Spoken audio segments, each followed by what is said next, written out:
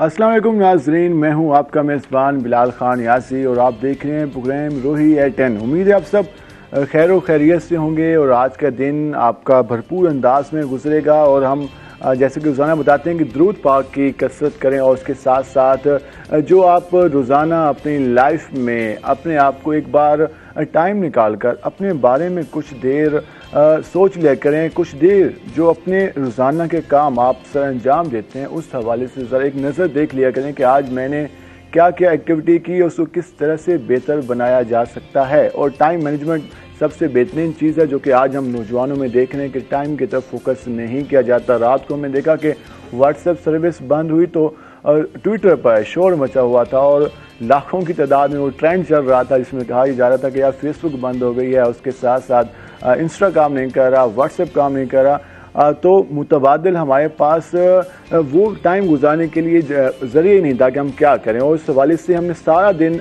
रात को जो 6-7 घंटे ये टाइम चलता रहा, शोर देखा ट्विटर पे और लिंक सर्विस डाउन थी, लिंक डाउन था। तो इस हवाले से जो टाइम था वो अब कल हमारे से भी टाइम नहीं गुजर रहा था। हम देख रहे थे कि हम क्या करें, किससे बात करें। तो ये जो एक्टिविटी है, ये जो टाइम मैनेजमेंट है, इसको हमने फॉलो करना है कि अपना जो अच्छा टाइम है वो किस तरह से हम गुजार सकते हैं। आज सबसे अहम बात, आज जो दिन है, आज हम बात करेंगे, आज वर्ल्ड टीचर डे है। आज उस्ताज़ा का आलमी दिन है और यकीनन हमारे उस्ताज़े ही हैं जिनकी बदौलत आज हम सब जिस मकाम पे है वो अपने उस्ताज़ा की बदौलत है। और अगर इस्लाम की बात करें तो हुज़ूर पाक सल्लल्लाहु अलैहि वसल्लम ने फरमाया कि मुझे मुअल्लिम बनाकर भेजा गया है। तो उस्ताद का जो मकाम है वो बाप के बराबर कहा गया है। तो इस हवाले से आज वर्ल्ड टीचर डे है। तो हमारी तरफ से, हमारी पूरी टीम की तरफ से हमारे तमाम उस्ताज़ा को सलाम है और हम तमाम उस्ताद को खराजी तहसीन पेश करते हैं। उन्हीं की बदौलत आज हम देख रहे हैं कि जो हमें तरक्की होती हुई नज़र आती है, जो हमें इखलाकियात नज़र आती हैं, जो तमाम तरह चीज़ें हमें नज़र आती हैं,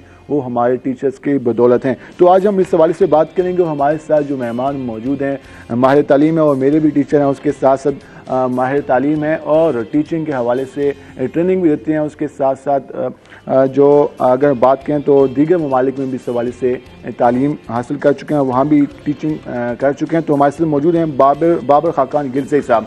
सर, आपको खुशामदीद। आज जैसे कि वर्ल्ड टीचर डे है, यकीनन आज हम सब अपने उस्ताज़ा को सलाम पेश कर रहे हैं, खराजी तहसीन पेश कर रहे हैं। आज आप इस दिन के मौके पर क्या कहना चाहेंगे? बिस्मिल्लाहिर्रहमानिर्रहीम। पहले तो बहुत शुक्रिया न्यास साहब कि आपने मुझे दोबारा रोही टीवी पर बुलाया। It's always a pleasure to be the part of this show and I feel like it's a family show.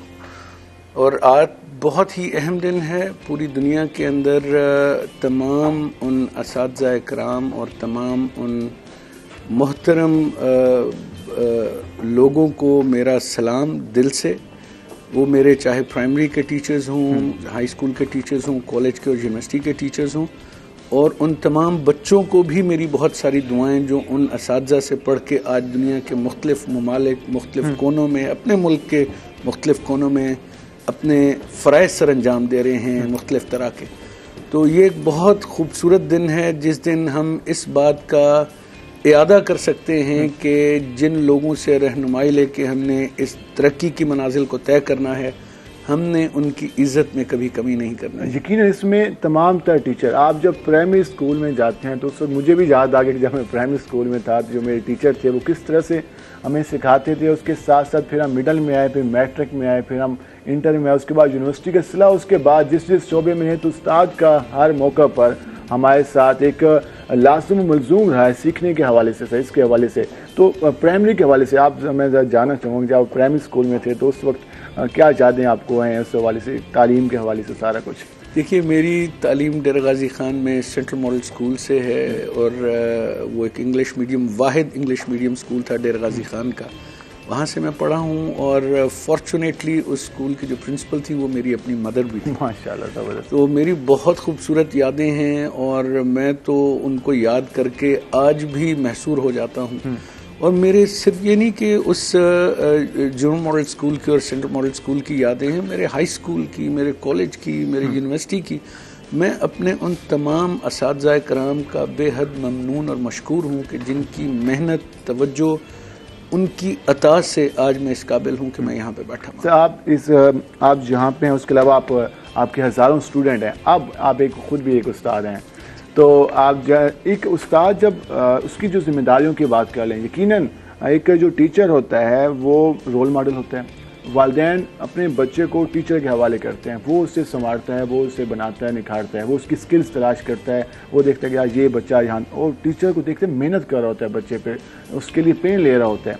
ये जो टीचर में जज्बा आता है ये कैसे पैदा होता है, कहाँ से आता है? एक तो वालिदैन को समझ आता है कि वो अपने बच्चे के लिए फिक्रमंद है, टीचर उसके हज़ारों स्टूडेंट वो अपने स्टूडेंट के लिए इतना फिक्रमंद नजर आता है, ये जज्बा कहाँ से आता है?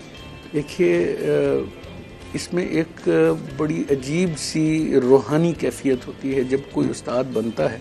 आज की बदनसीबी ये है, मैं माज़रत चाहता हूँ, छोटी सी एक बात करूँगा इसको आगे बढ़ाने से पहले, कि आज बदकिस्मती से लोग सेकंड चॉइस के तौर पे तो टीचर बनते हैं, लेकिन एक दौर था कि जब लोग चॉइस से टीचर बनते होते थे। और उस्ताद का काम सिर्फ किताबी इल्म देना नहीं है, उस्ताद का काम इंसान की शख्सियत और उसके किरदार की तराश और खराश है। मैं खुद इस चीज़ का कायल हूँ कि उस्ताद इल्म के साथ साथ शख्सियत और किरदार की वो ग्रूमिंग भी करता है। और अगर इंसान खुद एक ग्रूम्ड इंसान होगा और जिसके दिल में ये ख्वाहिश होगी कि वो अपने इस सरमाए को आगे बढ़ता हुआ देखे, इस दुनिया में वालिदैन के अलावा अगर किसी की तरक्की पे कोई खुश हो सकता है तो वो आपका टीचर होता है। अपना उस्ताद आपको अपने से बहुत आगे बढ़ता देखकर वो उसका दिल इतना बड़ा होता है, शायद आपके अपने वालिदैन का। शायद ये होता है कि जी वो शख्सियत होती है जो कि सिर्फ जेलस नहीं होती, वो खुश हो जाती है कि मुझसे आगे चला गया, ये मेरा स्टूडेंट। उस्ताद का मकसद ही अपने कंधों पे बिठा के उसको तरक्की की मनाजिल की तरफ लेके जाता है। उस्ताद का कुल सरमाया, उस्ताद की जायदाद जो है, एक टीचर की जायदाद, उसकी वो औलाद तो होती ही है, लेकिन उससे बड़ी जो उसकी जायदाद है उसके शागिर्द, वो उसके शागिर्द होते हैं। यकीनन बिल्कुल यही बात है। और यकीन हम देखते हैं कि जब भी उनका स्टूडेंट किसी भी टीचर का एक मकाम में पहुंचता है तो वो ज़्यादा खुश दिखाई देता है और ये कहता है कि यार ये मेरा स्टूडेंट है। तो हम मज़ीद भी इस हवाले से बात करेंगे कि टीचर की क्या जिम्मेदारी हैं आज के दौर के हिसाब से, और इसके साथ साथ स्टूडेंट्स को किस तरह से मज़ीद तरबियत का मिलना का किस तरह होना चाहिए, इस पर भी हम बात करेंगे। हमारे साथ जो दूसरे मेहमान मौजूद हैं उनका हम आपसे तारुफ कराएंगे। वो हैं बैडमिंटन डबल्स गोल्ड मेडलिस्ट, उसके साथ साथ रोमानिया में उन्होंने इंटरनेशनल गोल्ड मेडलिस्ट मास रेसलिंग में हासिल किया। उसके अलावा स्पोर्ट्स में काफ़ी ज़्यादा एक्टिव हैं। बहाउद्दीन ज़किया यूनिवर्सिटी से उनका ताल्लुक है। रुखसार गुल हमारे साथ मौजूद हैं और उनके साथ उनके वालिद भी मौजूद हैं। रुखसार, आपको खुश आमदीद। Thank you so much. Angle, आपको भी खुश आमदीद इस मौके पर। रुखसार, इतनी ज़्यादा अचीवमेंट इस उम्र में कैसे हासिल की, और पहले आप फैमिली का ताउन कैसे रहा आपके साथ, फिर टीचर्स का भी ताउन पूछेंगे। इतनी ज़्यादा रोमानिया में जाकर मास रेसलिंग आपने वहाँ पर गोल्ड मेडल हासिल किया, पाकिस्तान का परचम लहराया, क्या जज्बा था, किस तरह से इस फील्ड में आई और क्या कहना चाहेंगे इस हवाले से? First of all I want to say thanks to Rohi channel for inviting me, and इसके साथ मैं ये बताना चाहूँगी कि मैं बचपन से ही इंगेज थी स्पोर्ट्स में। स्टार्ट मैंने बैडमिंटन से किया था और जो मेरी अब फील्ड है वो मास रेसलिंग है। इसमें आपने बैडमिंटन में भी गोल्ड मेडल लिया हुआ है, मास रेसलिंग में भी लिया हुआ है, तो इतना सारा सब कुछ मिला के चलना। बैडमिंटन तो मेरी स्टार्टिंग जर्नी थी, उसमें मैं कॉलेज तक, यूनिवर्सिटी तक मैंने HEC की तरफ से भी बैडमिंटन खेला है, उसमें भी मेरा मेडल था। तो लेकिन मास रेसलिंग ये क्योंकि एक न्यू गेम है, ट्रेडिशनल गेम है, इसकी सबसे इंटरेस्टिंग बात यह है कि ये ट्रेडिशनल गेम है। और रोमानिया में, पाकिस्तान में मेरे ट्रायल्स हुए, उसमें मेरी सिलेक्शन हुई और रोमानिया में मैंने 65 kg में गोल्ड लिया है। 65 kg में। और जो इस वक्त ट्रेनिंग के हवाले से हम बात करें, बहाउद्दीन ज़किया यूनिवर्सिटी का कितना रोल रहा, उसके साथ साथ वालिदैन की कितनी सपोर्ट रही आपके साथ? बहाउद्दीन ज़किया यूनिवर्सिटी ने भी काफ़ी सपोर्ट किया है, और जो मास रेसलिंग फेडरेशन है उसने ऑब्वियसली उसकी सपोर्ट तो मेरे साथ बहुत ज़्यादा थी through out the journey. Mass wrestling federation की सपोर्ट रही है। सर नवाब फुरकान साहब, उन्होंने, सर जुनेद, सर राशिद ने, इन तीनों लोगों की मेरे साथ सपोर्ट रही है। उसके बाद जो मेरी फैमिली है उसमें मेरे फादर है मेरे साथ मौजूद है, इनकी सपोर्ट भी मेरे साथ बचपन से लेके अब तक है। मेरी पूरी फैमिली की सपोर्ट मेरे साथ। हम रुखसार के वालिद से भी पूछेंगे जी, जिस तरह रुखसार बता रही हैं कि वालिदैन की सपोर्ट, आपकी सपोर्ट काफ़ी ज़्यादा रही, तो क्या जब उन्होंने पहली ख्वाहिश का इज़हार किया कि मैंने स्पोर्ट्स में जाना है, बैडमिंटन में जाना है या किसी दूसरे शहर में खेलने के लिए जाना है, तो आप लोगों ने इजाज़त दे दी? किस तरह से दी? फैमिली में डिस्कशन हुई, क्या हुआ? जी, हमें बड़ी खुशी हुई, हमारी बेटी ने मेडल दिया है, रोमानिया में जाके खेली है और हमने इसे बहुत सपोर्ट किया। इसकी मेहनत है, इसने बहुत मेहनत की और इसको बचपन से ही शौक था कि मैं गेम में इंशाल्लाह विन करूंगी और अच्छे से गेम खेलूंगी। और मेरी बेटी माशाल्लाह तालीम में भी सबसे अव्वल पोजीशन लेती है। MSc में इसने A पोजीशन ली है। खेल के साथ साथ इसने तालीम में भी अच्छे से पोजीशन ली है। हमें बड़ी खुशी है, मेरी फैमिली को बहुत खुशी है। तो आपकी दुआएं जब रोमानिया में थी तो उस वक्त क्या घर में फीलिंग्स थी और दुआओं को सिला जारी था, क्या था? जी हाँ, बिल्कुल, हम दुआएं कर रहे थे और वहाँ से हमें खबर मिली।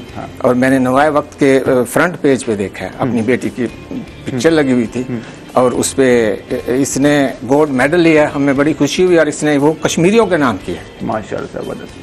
ये कश्मीर के नाम आपने किया, ये जज्बा एक मोहब्बत वतनी और जो हमारे कश्मीरी भाई हैं उनके नाम अपनी जीत का जश्न, उसमें क्या फीलिंग्स थी उस वक्त? उस वक्त मेरी ज़ाहिर है ऑब्वियसली मैंने अपने मेडल कश्मीरियों के नाम करने का मकसद ही यही था कि हम उनके साथ थे, उनके साथ हैं और हमेशा उनके साथ खड़े रहेंगे। तो उस वक्त आपका जो बाकी एक जो हम देखते हैं जो हमारे जितने भी स्पोर्ट के हवाले से, हमने अर्शद नदीम को देखा, वो ओलंपिक्स में गए, उस हवाले से वहाँ पे परफॉर्म किया। आप रोमानिया में गए, वहाँ पर जाकर गोल्ड मेडल लिया। खिलाड़ी को कितनी स्पोर्ट की चाहिए ज़रूरत होती है हुकूमती लेवल पे, उसके साथ साथ जो फेडरेशन है मजीद कितनी वहाँ पे सपोर्ट चाहिए होती है आपको? मैंने मेडल लिया, ऑब्वियसली हमारी भी एक्सपेक्टेशंस होती हैं कि गवर्नमेंट हमें सपोर्ट करे, लेकिन अफसोस के साथ कहना पड़ता है कि गवर्नमेंट ने हमें थ्रू आउट कोई सपोर्ट गवर्नमेंट की तरफ से नहीं थी।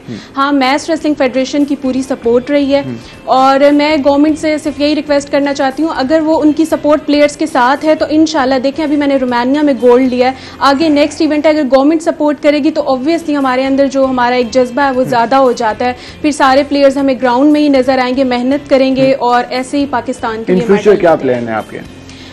इन फ्यूचर ये है कि मैंने स्टडी को कंटिन्यू रखना है टिल PhD एंड उसके बाद मैंने फर्दर मैच रेसलिंग में पाकिस्तान के लिए मेडल्स लेके पाकिस्तान के लिए मेडल लेने, और उसके लिए यकीनन हमें हमारी भी इस हवाले से दरख्वास्त है कि हुकूमत इस हवाले से जो हमारे स्पोर्ट्स के हवाले से हमारे प्लेयर्स हैं जो कि परफॉर्म कर रहे हैं तो उनको हुकूमत भी ऑन करे और हुकूमत उनका साथ, यही लोग हैं जो कि दुनिया भर में पाकिस्तान का जो झंडा है उसे लहराते हैं और उसी वजह से पाकिस्तान का नाम सामने आता है। अगर ओलंपिक में एक अर्शद नदीम की वजह से पाकिस्तान का नाम सामने आता है और दुनिया भर में प्रिजाई होती है तो अर्शद नदीम की वजह से हुई थी, तो यकीनन जो हमारे प्लेयर्स होते हैं वो पूरी दुनिया में हमारे मुल्क का नाम रोशन करते हैं। सर, इस पे आप क्या ऐड करना चाहेंगे? जो हमारे हम हमेशा गिला आता है कि यार हुकूमत उस तरह होने, क्या कहना चाहेंगे?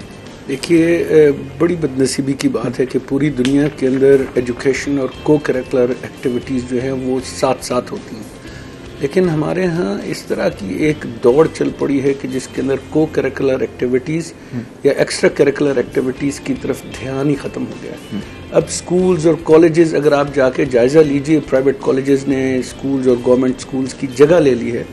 वो एक एक कनाल की कोठियों में वो सिर्फ और सिर्फ किताबी जो नॉलेज है और वो भी रटे रटाए वाले सिस्टम के तहत उनको देने पे लगे हुए हैं। जब आपकी स्पोर्ट्स की एक्टिविटी नहीं होगी तो बच्चे कैसे निकलेंगे? ये कैसे मुमकिन है कि 23 करोड़ 24 करोड़ की आबादी का मुल्क हो और उसके अंदर ऐसे होनहार जैसे ये बेटी बैठी हुई है, ऐसे बच्चे ना हों जो हमारा नाम रोशन करें। हुकूमत की सरपरस्ती और तालीमी इदारों के अंदर उनकी फैसिलिटेशन इज इनएविटेबल। जब तक हुकूमत और जो सूबाई रियासती जो हुकूमती इदारे हैं वो मिल के स्पोर्ट्स के जो चैनल्स हैं उनको एग्जॉस्ट नहीं करेंगे, उसमें इन्वेस्टमेंट नहीं करेंगे, आपके मुल्क के अंदर स्पोर्ट्स कभी तरक्की नहीं कर सकती। लास्ट टाइम हमने बात की थी स्पोर्ट के हवाले से, कल ही हमारा विजिट हुआ शाम के वक्त स्पोर्ट ग्राउंड का, कॉम्प्लेक्स का, मुकम्मल अंधेरे में डूबा हुआ था, एक लाइट तक रोशनी नहीं थी। तो हमने कहा कि हाँ, कौन आके खेलेगा, कौन आके दिलचस्पी लेगा? तो जी जब सूरत हाल होगी तो हम कह सकते हैं कि हमें इस सवाल से जो इदारे मौजूद हैं कम से कम उन्हें एक्टिव होना चाहिए, उन्हें फाल होना चाहिए। रुखसार, अगर हम आपकी जर्नी की तरफ जाएं, बैडमिंटन इस तरफ मुंतकिल हुई, ये कैसा सफ़र रहा? किस तरह से आपको आया कि आप मैच रेसलिंग की तरफ जाएं और उस पहला स्टार्ट कैसे हुआ? एक्चुअली मैं बैडमिंटन जब खेलती थी, ऑब्वियसली बैडमिंटन की एक फिजिक अलग होती है, स्लिम एंड स्मार्ट, तो उसमें मैं ये देखती थी कि मेरी एक गेम अलग थी, लेकिन एक ग्रुप था। मुजफ्फरगढ़ तो वैसे भी इंटरनेशनल प्लेयर्स जितने भी निकले हैं मुजफ्फरगढ़ सिटी से ज़्यादा हैं, तो वहाँ पे कबड्डी की गर्ल्स ट्रेनिंग करती रहती, तो मुझे उनकी ट्रेनिंग में काफ़ी इंटरेस्ट डेवलप हुआ। मुझे भी ऐसा था कि मैंने भी जिम करनी है, थोड़ा सा मतलब एक देसी ट्रेनिंग होती है उसका इंटरेस्ट था, तो वो इंटरेस्ट डेवलप, उसका मुझे इन रिजल्ट ये मिला कि कबड्डी में ना सही अचानक से मैच रेसलिंग गेम पाकिस्तान में स्टार्ट हुए, न्यू स्टार्ट हुई है, उसके ट्रायल्स हुए, उसमें मैं ऑब्वियसली मैं अपनी ट्रेनिंग में इन थी, तो मैंने कहा इट वाज बाय चांस, मैंने सोचा मैं ट्रायल्स देती हूँ। एंड जब मैंने ट्रायल्स दिए उसके बाद फिर जो मेरे कोचेज हैं उनको लगा कि मैं इस गेम में आगे जा सकती हूँ, तो उन्होंने मुझे 1-2 मंथ्स इसका कैंप कराया, मेहनत कराई, और आगे इन रिजल्ट आप लोग देख सकते हैं कि मैंने पाकिस्तान के लिए मेडल। इसमें जिस तरह रुखसार बता रही है, अगर हम बेटियों की बात करें, स्पोर्ट की तरफ बहुत कम भेजा जाता है, आप क्या पैगाम देंगे जो वालिदैन मौजूद हैं, देख रहे हैं कि वो किस तरह से इत्मीनान करें, किस तरह से भेजेंगे? जिस तरह रुखसार ने पूरे मुल्क का नाम रोशन किया, क्या पैगाम देंगे इस मौके पर? जी, वालिदैन को चाहिए कि अपने बच्चों को सपोर्ट करें, जिस तरह उनका रुझान हो उसी तरह वो उनको सपोर्ट करें, ताकि वो तालीम के साथ साथ गेम में भी अपना नाम रोशन करें। अब मेरी बच्ची ने माशाल्लाह तालीम में भी BZU में पढ़ती है, MSc कर रही है, A पोजीशन ली है, और खेल के मैदान में भी इसने मेडल गोल्ड लिया। हमें बड़ी खुशी है। मैं तमाम तो दोनों चीज़ें किस तरह मैनेज कर रही हो? स्पोर्ट भी साथ, स्टडी भी हो, और तालीम में भी आप मेन उस पोजीशन पे हो, स्पोर्ट में भी? Obviously it's a tough task for me and I think for all players, लेकिन ये है कि कुछ भी मतलब मैनेज करना मुझे नहीं लगता कि मुश्किल है अगर आप इसे प्रॉपर तरीके से मैनेज करें। मैंने अपनी गेम्स की रूटीन और अपनी स्टडीज़ की रूटीन पे कोई कॉम्प्रोमाइज़ नहीं रखा। मतलब अगर गेम का टाइम जो मैंने डिसाइड किया उससे 1 मिनट ऊपर भी मैं नहीं एक्स्ट्रा करती। Same is the case studies भी। लेकिन ये है कि क्योंकि दिन में हमारे कोचेज़ हमें ट्रेनिंग कराते हैं तो मेरे पास सिर्फ रात का ही टाइम बचता है स्टडी के लिए। लेकिन ये है कि कहते हैं ना कि सेहतमंद बॉडी में ही सेहतमंद माइंड मतलब ऑब्वियसली होता है। तो इसमें यह है कि मुझे ज़्यादा मुश्किल इसलिए नहीं आती कि मेरा माइंड एक्टिव होने की वजह से मैं भी वो लेक्चर्स में जो सुनती हूँ मैं पिक कर लेती हूँ बहुत जल्दी, तो उसे फिर रात को सारा थ्रू आउट रीड कर लेती हूँ और फिर मुझे कोई मसला इसमें कोई प्रॉब्लम नहीं। सर हम आपके पास आएंगे। ये जो जिस तरह रुखसार ने बताया कि स्पोर्ट करती हैं और साथ वो जो सीखने का है, चाहे वो तालीम का मैदान है या स्पोर्ट का मैदान है, वो ज़्यादा हो गया है वो मत। तो हमारे जो अक्सर टीचर्स की बात कर लेते हैं, जिम्मेदारियों की हम बात कर रहे हैं, तो सिर्फ होता है कि यार आज के एक ट्रेंड निकला था मुजफ्फर जैसे वहाँ तो ज़्यादा ट्रेंड है, आपने नंबर लेने हैं और मर्दान बोर्ड में तो 1100 में से 1100 नंबर आ गए स्टूडेंट के, तो ये कैसे मुमकिन होता है? ठीक, तो इसमें क्या कहना चाहेंगे? देखिए, ये बड़ी बदनसीबी है हमारी, ये हमारा अमूमी कौमी रवैया है जिसको बदलने की ज़रूरत है। जब आप पोजीशंस की दौड़ पे होंगे तो आपको सड़कों के ऊपर अक्सर बोर्ड नज़र आएंगे, आपको साइन बोर्ड्स पे बच्चों की पिक्चर्स नज़र आएंगी, और उसकी वजह से आपने देखा है पिछले सालों में बेतहाशा इस पे प्रोग्राम भी हुए हैं कि जो बच्चे फिर उस तरीके से पोजीशंस नहीं ले पाते हैं उनमें खुदकुशी का रुझान बढ़ता है। वो उसके अंदर एक वो डिसबिलीफ जो है वो स्टूडेंट के अंदर बढ़ जाता है।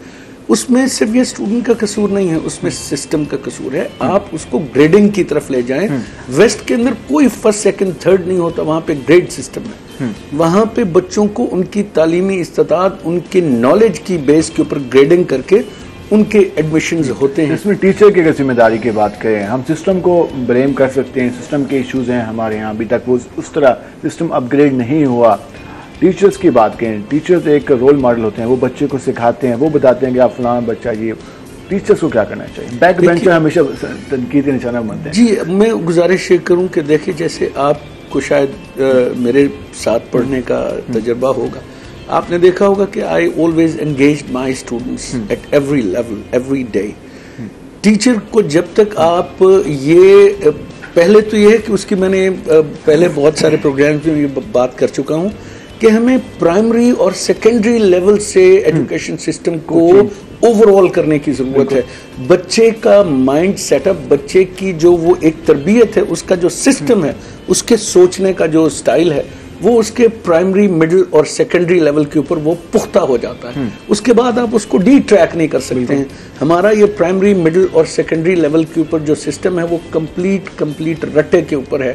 बच्चा पोजीशन के ऊपर, पेरेंट्स पोजीशन की तरफ भागते हैं, उसकी मेंटल ग्रूमिंग, उसकी नॉलेज ग्रूमिंग की बात कोई नहीं करता है। तो हमें जरूरत इस अमर की है कि हम इस पूरे निजाम को ग्रेडिंग सिस्टम की तरफ ले जाएं। सिलेबस की जो बात की जा रही है वो बेहतरी होगी। आप देखें ना, सिलेबस तो उसी वक्त बेहतर होगा जब आप उसको सिस्टम के अंदर ग्रेडिंग की तरफ लेके जाएंगे। ठीक है। अभी जो हमारा सिलेबस है वो तो है ही मेमोरी बेस्ड, बिल्कुल टेक्स्ट बेस्ड वो जो है वो हमारा सिलेबस है। वेस्ट का और हमारा डिफरेंस क्यों है? वेस्ट और हमारा डिफरेंस ये है कि हमारे मुल्क में टेक्सचुअल एजुकेशन दी जाती है प्राइमरी से लेके मास्टर्स और पीएचडी लेवल तक, जबकि वेस्ट के अंदर प्राइमरी से शुरू होती है कॉन्सेप्चुअल एजुकेशन। कंसेप्चुअल एजुकेशन का कॉन्सेप्ट जो है वो उन्होंने अडॉप्ट किया है, ग्रेड 8 तक बच्चे का बैग घर नहीं आता है, बच्चे की बुक्स घर नहीं आती हैं, वो स्कूल में ही पढ़ता है, स्कूल में ही वो अपना काम करके वो घर आता है और एक आध असाइनमेंट के ऊपर, वो भी रिसर्च बेस्ड असाइनमेंट होती है। दूसरी क्लास के बच्चे हमारे इतने बैग, हैवी बैग लेके स्कूल जा रहे होते हैं। गुजारिश तो यही मैं कर रहा हूँ ना कि हम जब टेक्स्ट को बच्चों के ऊपर लादने की कोशिश करेंगे तो टेक्स्ट तो उसी सूरत में याद हो सकता है जब आप फोटो मेमोरी के जरिए उसको रटा लगाएंगे, आप उसको याद करके रिप्रोड्यूस करेंगे। आप तजर्बे से, मैं आपको दावे से कहता हूं, आप किसी एजुकेशन बोर्ड के अंदर, किसी कॉलेज के अंदर चले जाएं, अगर वहां पे किसी बच्चे ने अदर देन टेक्स्ट लिखा है तो उसके पेपर के ऊपर वो नंबर काट लिए जाते हैं, बिकॉज यहाँ पे टीचर्स खुद ट्रेंड होके नहीं आए हैं, उनकी ट्रेनिंग का कोई निजाम नहीं है, उसी सिस्टम में आया है, उसने टेक्स्ट को ही नंबर देने हैं, उसने other than text concept based अगर बच्चे ने जवाब लिखा है तो वो जीरो कर देते हैं। मैं, मेरी रियासत से, मेरी हुकूमती इदारों से ये गुजारिश है, मैं पहले बहुत दफ़ा कह चुका हूँ, अपने तजर्बे की बुनियाद पे कह चुका हूँ, मैं यहाँ पे भी पढ़ाता रहा हूँ, अब भी मैं एक तालीमी इदारे से मुंसलिक हूँ और बाहर कनाडा में भी मैंने 12 साल इसी तालीमी निज़ाम के अंदर खर्च किए हैं, वहाँ से पोस्ट ग्रेजुएशन भी की है। तो मेरी गुजारिश रही है कि प्राइमरी, मिडिल और सेकेंडरी लेवल के टीचर्स के लिए बाकायदा टीचर्स ट्रेनिंग सर्टिफिकेशन प्रोग्राम होना चाहिए। वेस्ट में 4 साल का टीचिंग ट्रेनिंग कोर्स के बगैर कोई भी टीचर प्राइमरी और हाई स्कूल का या मिडिल स्कूल का टीचर नहीं बन सकता। तो जहाँ हमारे हवाले से इस पर हम मजीद भी बात करेंगे कि जहाँ पे हम इस सिस्टम को किस तरह से लेके आ सकते हैं। ट्रेनिंग का आगाज जहाँ पे हुआ भी सही, कायद-ए-आज़म अकेडमीज बनाई गई हर डिस्ट्रिक्ट में, वो कितना बेहतर साबित हो रही है। उसके साथ साथ जो टीचर्स की जिम्मेदारी, उसके साथ साथ हम रुखसार से भी बात करेंगे। स्पोर्ट्स के हवाले से हमारे साथ रहेगा, मिलते हैं शॉर्ट ब्रेक के बाद।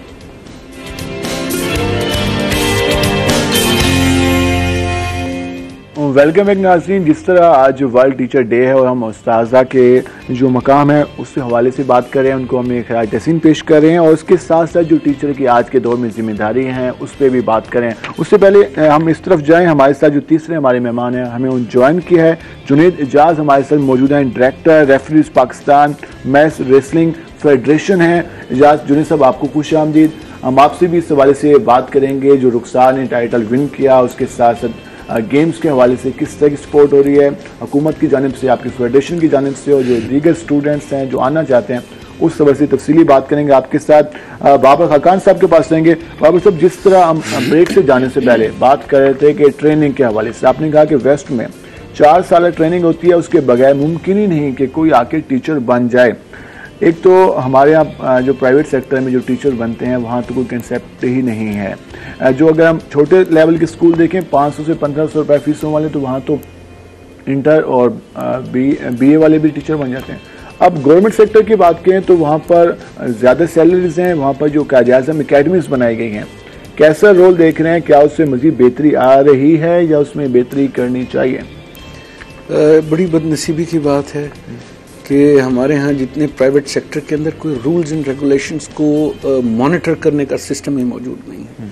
यहाँ पे DC ऑफिस के अंदर प्राइवेट स्कूल्स को रजिस्टर करके बगैर स्क्रूटनी के टीचर्स की वो क्वालिफिकेशन का आइडेंटिफाई किए बगैर उनको ऑपरेट करने की इजाज़त मिल जाती है। तो आप मुझे बताइए कि मेयार तालीम ऊपर जाएगा या नीचे जाएगा?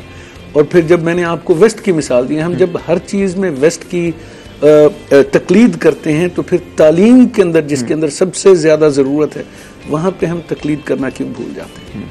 तो हमारी बदनसीबी ही यही है। हमारे यहाँ तालीमी निज़ाम का जो इन्हतात है उसकी बुनियादी वजह यह है कि यहाँ पे असातिज़ा की तरबियत के ऊपर कोई तवज्जो नहीं है। यहाँ पे प्राइमरी स्कूल से लेके यूनिवर्सिटी लेवल तक आप देखिए कि आपको असातिज़ा की कमी नज़र आएगी। एक PhD डॉक्टर का, एक रिसर्चर का टीचर अच्छा होना कोई गारंटी नहीं है। बाहर की यूनिवर्सिटीज़ में, मैंने वेल्फ्रेड लोरिया यूनिवर्सिटी से जब मैं वहाँ पे एडमिशन हुआ मेरा मास्टर्स के अंदर, तो वहाँ पे बाकायदा 2 फैकल्टीज थी। एक PhD डॉक्टर्स वो थे जो रिसर्च का काम करते थे, उनका ताल्लुक सिर्फ रिसर्च से होता था, और बाकी एकेडमिशियंस होते थे जो टीचिंग का काम करते थे, और उसके लिए PhD डॉक्टर होना जरूरी नहीं है। तो यहाँ पे सर HEC ने कोई इंडिकेटर तो बनाया है। HEC ने कहा कि यार टीचर की ट्रेनिंग के हवाले से ये इंडिकेटर को फॉलो करना है, तो अमल दरामद नहीं हो रहा। मुझे तो नहीं नजर आता है कहीं पे। हायर एजुकेशन के लेवल पे अगर कहीं पे कोई इस तरह का निज़ाम है और उसको मॉनिटर और उसको ऑब्जर्व किया जा रहा है या नहीं, ये तो ये हुकूमती इदारे ही बता सकते हैं। अभी बेस्ट टीचर का अवार्ड भी उन्होंने जारी किए थे मुख्तलिफ यूनिवर्सिटीज़ के टीचर को HEC ने, लेकिन जो उसके मुकम्मल नताइज हैं ओवरऑल नहीं आ रहे कि हमारे यहाँ सैकड़ों की, जिस तरह हम जिक्र यूनिवर्सिटी की बात करें तो 600 से ज़्यादा वहाँ पे टीचर्स हैं, वहाँ पर जो इस हवाले से ट्रेनिंग प्रोग्राम हो, जिस तरह वुमेन यूनिवर्सिटी है, उसके अलावा हमारे कॉलेजेस हैं, तो यहाँ ओवरऑल कुछ सिस्टम नहीं है। देखिए, यहाँ पे टीचर्स की जब इंडक्शन होती है तो सिलेक्शन बोर्ड के बाद दे directly go into the classrooms. Orientation, कोई टीचर्स ट्रेनिंग का कोई एक पूरा का पूरा सेटअप जिसके अंदर उनको बाकायदा पहले तरबियत दे के क्लासरूम के अंदर भेजा जाए। एक बच्चा या बच्ची अगर PhD करके आती है तो ये गारंटी तो नहीं है कि she will be a good teacher. तो वो यही वजह है कि जैसे कोविड आता है हमारा सिस्टम बंद होता है तो हमारे पास कोई मुतबाद सिस्टम नहीं था, हमारे टीचर्स को नहीं मालूम था कि हम किस तरफ जाना है, वो फिर ले दे कि हम Zoom का तो एक और भी प्रॉब्लम है ना, online education can not be the alternative of the physical classes. So when a student is sitting on online, you cannot see or you cannot confirm that child or the student is involved in your class।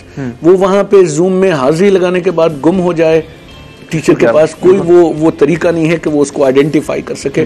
Teacher अपने तौर पे जो online तालीम दे सकता है या जो उसकी कैपेसिटी है वो देता है, लेकिन एक और सबसे बड़ा इशू है जिसको कोई भी इग्नोर नहीं कर सकता, वो है टेक्निकल इशू कि quality of the internet, quality of the device, quality of the sound and quality of the picture. All these variants or variables are very important in online education। और हमारे यहाँ 80% बच्चों के पास तो ऑनलाइन एक्सेस ही नहीं है, और उनके पास तो मोबाइल ही नहीं है, अच्छे मोबाइल जो वो यूज कर सके। अगर मोबाइल हो भी सही तो डाटा का प्रॉब्लम है, और मोबाइल के ऊपर तो आप वैसे भी एक सही चीज को सही तरीके से नहीं देख सकते। सबसे मेन बात कि हमारे नौजवान पहली बार मोबाइल को एज तालीम के तौर पर यूज करें, फर्स्ट टाइम ही ऐसा हो रहा है, पहले कंसेप्ट ही नहीं था। ये हमारे यहाँ मोबाइल तो सिर्फ अब्यूज होता है, बदनसीबी है हमारी। आज देखिए नौजवान नस्ल जो है वो कॉलेज में और स्कूल्स में भी ये मोबाइल लेके आते हैं, क्लास के अंदर पढ़ने की बजाय वो मोबाइल पे चैटिंग कर रहे हो। ये सूरत हाल है यकीनन, और इसमें मजीद जो बेहतरी लाई जा सकती है, इसमें टीचर्स की जो ट्रेनिंग है उसके साथ साथ जो स्टूडेंट्स हैं उनको भी इस हवाले से अपनी जिम्मेदारों का एहसास करना होगा। रुखसार, जिस तरह हम बात करें स्पोर्ट के हवाले से, आपके टीचर ने आपको किस तरह सपोर्ट किया, आज वर्ल्ड टीचर डे है, किस तरह ट्रिब्यूट पेश करेंगे टीचर्स को? मेरे टीचर्स की सपोर्ट मेरे साथ हमेशा रही है। बहुत से टीचर्स जैसे डायरेक्टर, जो हमारी असिस्टेंट डायरेक्टर है मैडम आबदा खान, मैम महरीन है स्पोर्ट्स साइंसेज डिपार्टमेंट से, और हमारे HOD हैं। मतलब टीचर्स तो हमारे मतलब पेरेंट्स के बाद जो सबसे ज़्यादा हमारे सर पे जिनका हाथ होता है वो टीचर्स का ही होता है। तो मैं अपने टीचर्स को कहना चाहती हूँ thank you so much for always being there for me, for supporting me। Ijaz sahab, जिस तरह हम बात कर रहे हैं हमेशा कोचेस का रोल होता है, और अगर हम फेडरेशन आपकी बात करें तो सर रुखसार ने बताया कि काफ़ी ज़्यादा सपोर्ट रही। किस तरह से आप जो ट्रायल हुए, किस तरह से आप इंतखाब करते हैं स्टूडेंट्स का, नए बच्चों का, और इसमें मजीद किस तरह से बेहतरी लाई जा सकती है स्पोर्ट के हवाले से, उन चीज़ों के हवाले? एक्चुअली मैं सबसे पहले इस गेम का थोड़ा इंट्रोडक्शन कराता हूँ। ये रशिया की ट्रेडिशनल गेम है मैस रेसलिंग। मतलब जद्दोजहद कोशिश को कहते हैं। मैस एक स्टिक है, आपने वीडियोस में देखा होगा, उसे मैस कहते हैं। स्टिक की लड़ाई को हम मैस रेसलिंग कहते हैं। रशिया में ये खेली जाती थी, बहुत ठंडे इलाके में वो मतलब अपने बॉडी को वार्म रखने के लिए ये गेम खेलते थे। तो हम इसका हिस्सा बने हैं 2016 में। हम ये पाकिस्तान में ट्रेडिशनल एक्सचेंज प्रोग्राम के तहत हम इसको लेके आए पाकिस्तान में। तो स्टार्टिंग में लोग मतलब समझते थे कि ये किस तरफ चल पड़े हैं। हाँ, ये मुश्किल गेम है। तो मतलब नई चीज़ कोई भी आती है लोग उसको अडॉप्ट करना बहुत मुश्किल होता है। आहिस्ता आहिस्ता अब हम इसकी 4 नेशनल चैम्पियनशिप्स करा चुके हैं। अभी 5वीं नेशनल हमारी दिसंबर में होने जा रही है। 3rd पंजाब चैम्पियनशिप हमारी मेलसी में हुई है लास्ट मंथ। ठीक है, तो ऑलमोस्ट अब रिस्पॉन्स कैसा आ रहा है? बहुत अच्छा रिस्पॉन्स आ रहा है।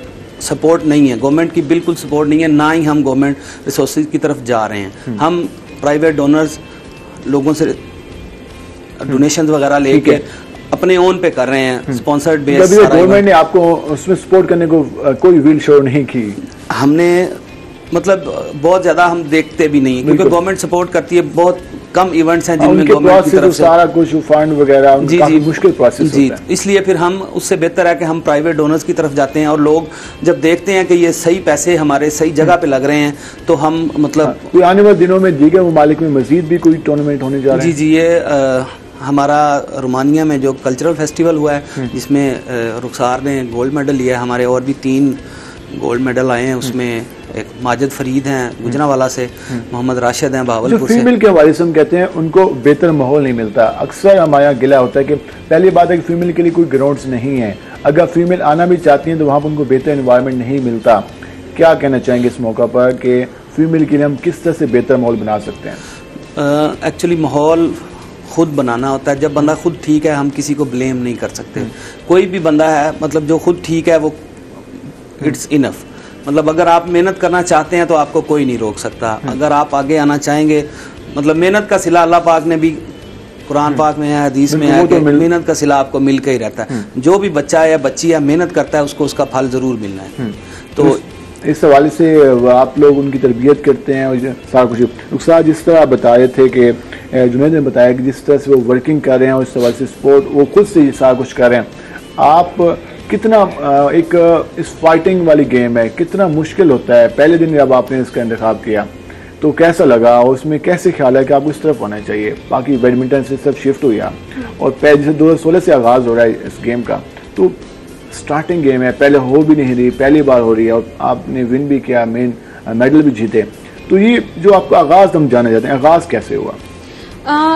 ये गेम सबको मतलब बीइंग अ गर्ल मुझे भी स्टार्टिंग में लगा था कि बहुत ज़्यादा टफ है मेरे लिए, लेकिन जब मैंने यूट्यूब पे वीडियोस वगैरह देखी तो अब्रॉड में तो मतलब जितनी भी गर्ल्स थी वो इतनी स्ट्रांग थी एंड आई वाज लाइक कि अगर ये कर सकती हैं देन व्हाई नॉट मी।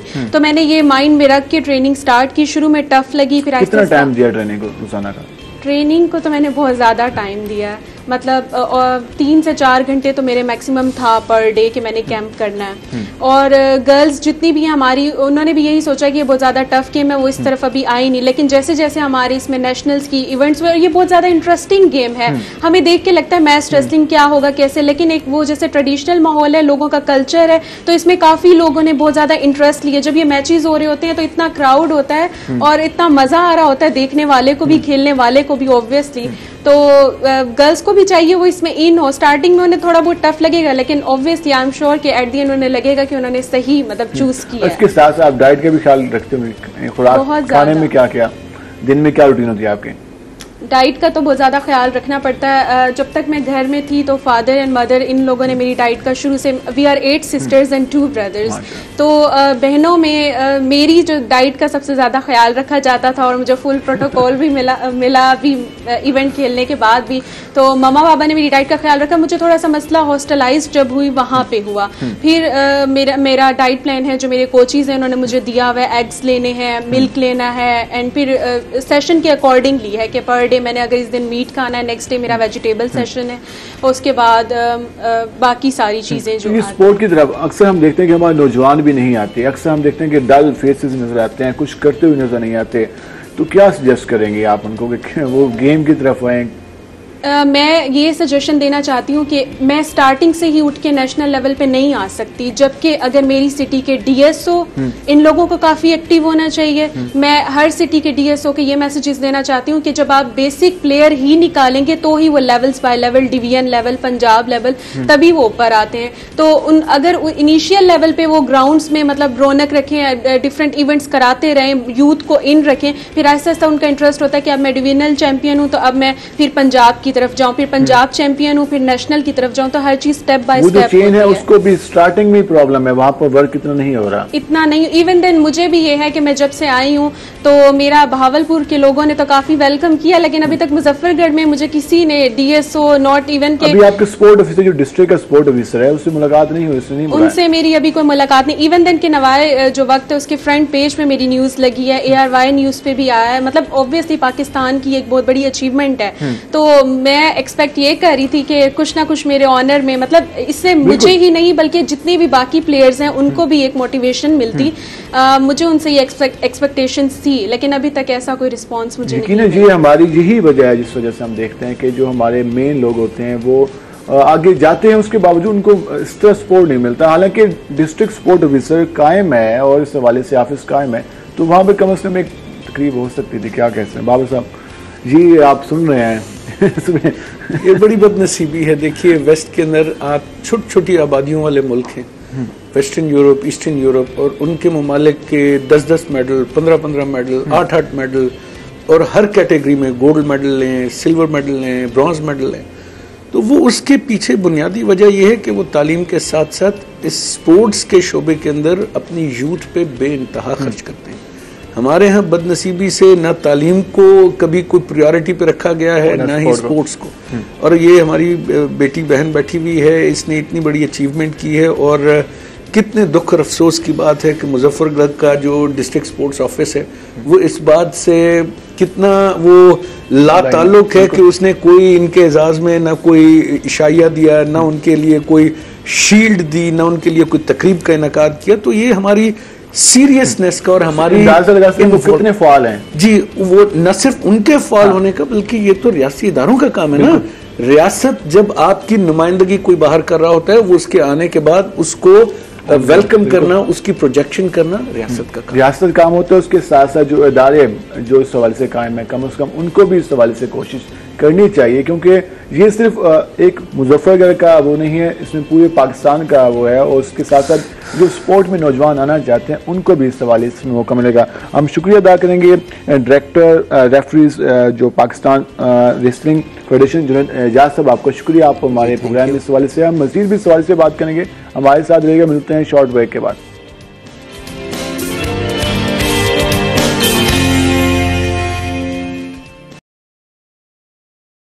क्या है? डिलाइट। अस्सलाम वालेकुम। वालेकुम सलाम।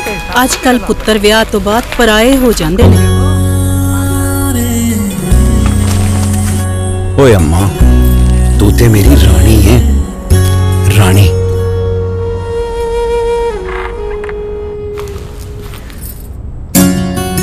हुण इस घर सिर्फ इको ही रानी है। नवी कैडबरी डिलाइट सिर्फ 10 रुपए, दिल जित लो डिलाइट नाल।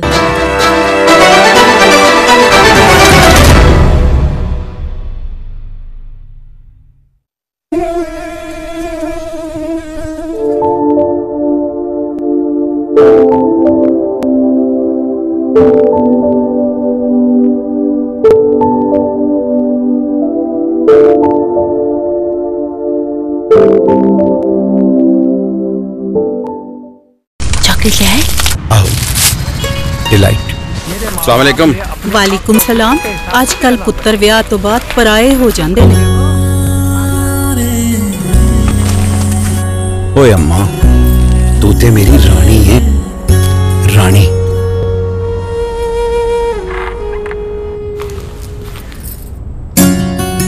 हुण इस घर सिर्फ इको ही रानी है। नवी कैडबरी डिलाइट सिर्फ 10 रुपए, दिल जीत लो डिलाइट नाल।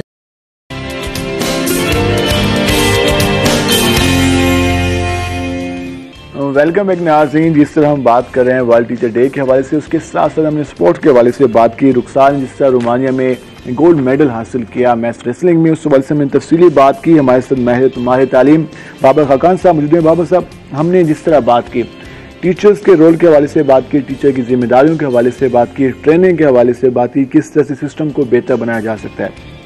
आप जो दूसरे हमारे सामने टीचर्स के साथ जो स्टूडेंट हैं, स्टूडेंट्स की जिम्मेदारियों के हवाले से बात करें, आज का नौजवान इस टाइम की बात करें तो उसके क्या तकाज़े बनते हैं, उसको किस तरह से तरबियत की ज़रूरत है और उसे किस तरह अपनी जिम्मेदारियों का वो अदा करनी चाहिए। ये बहुत बड़ा एक अलमिया है कि हम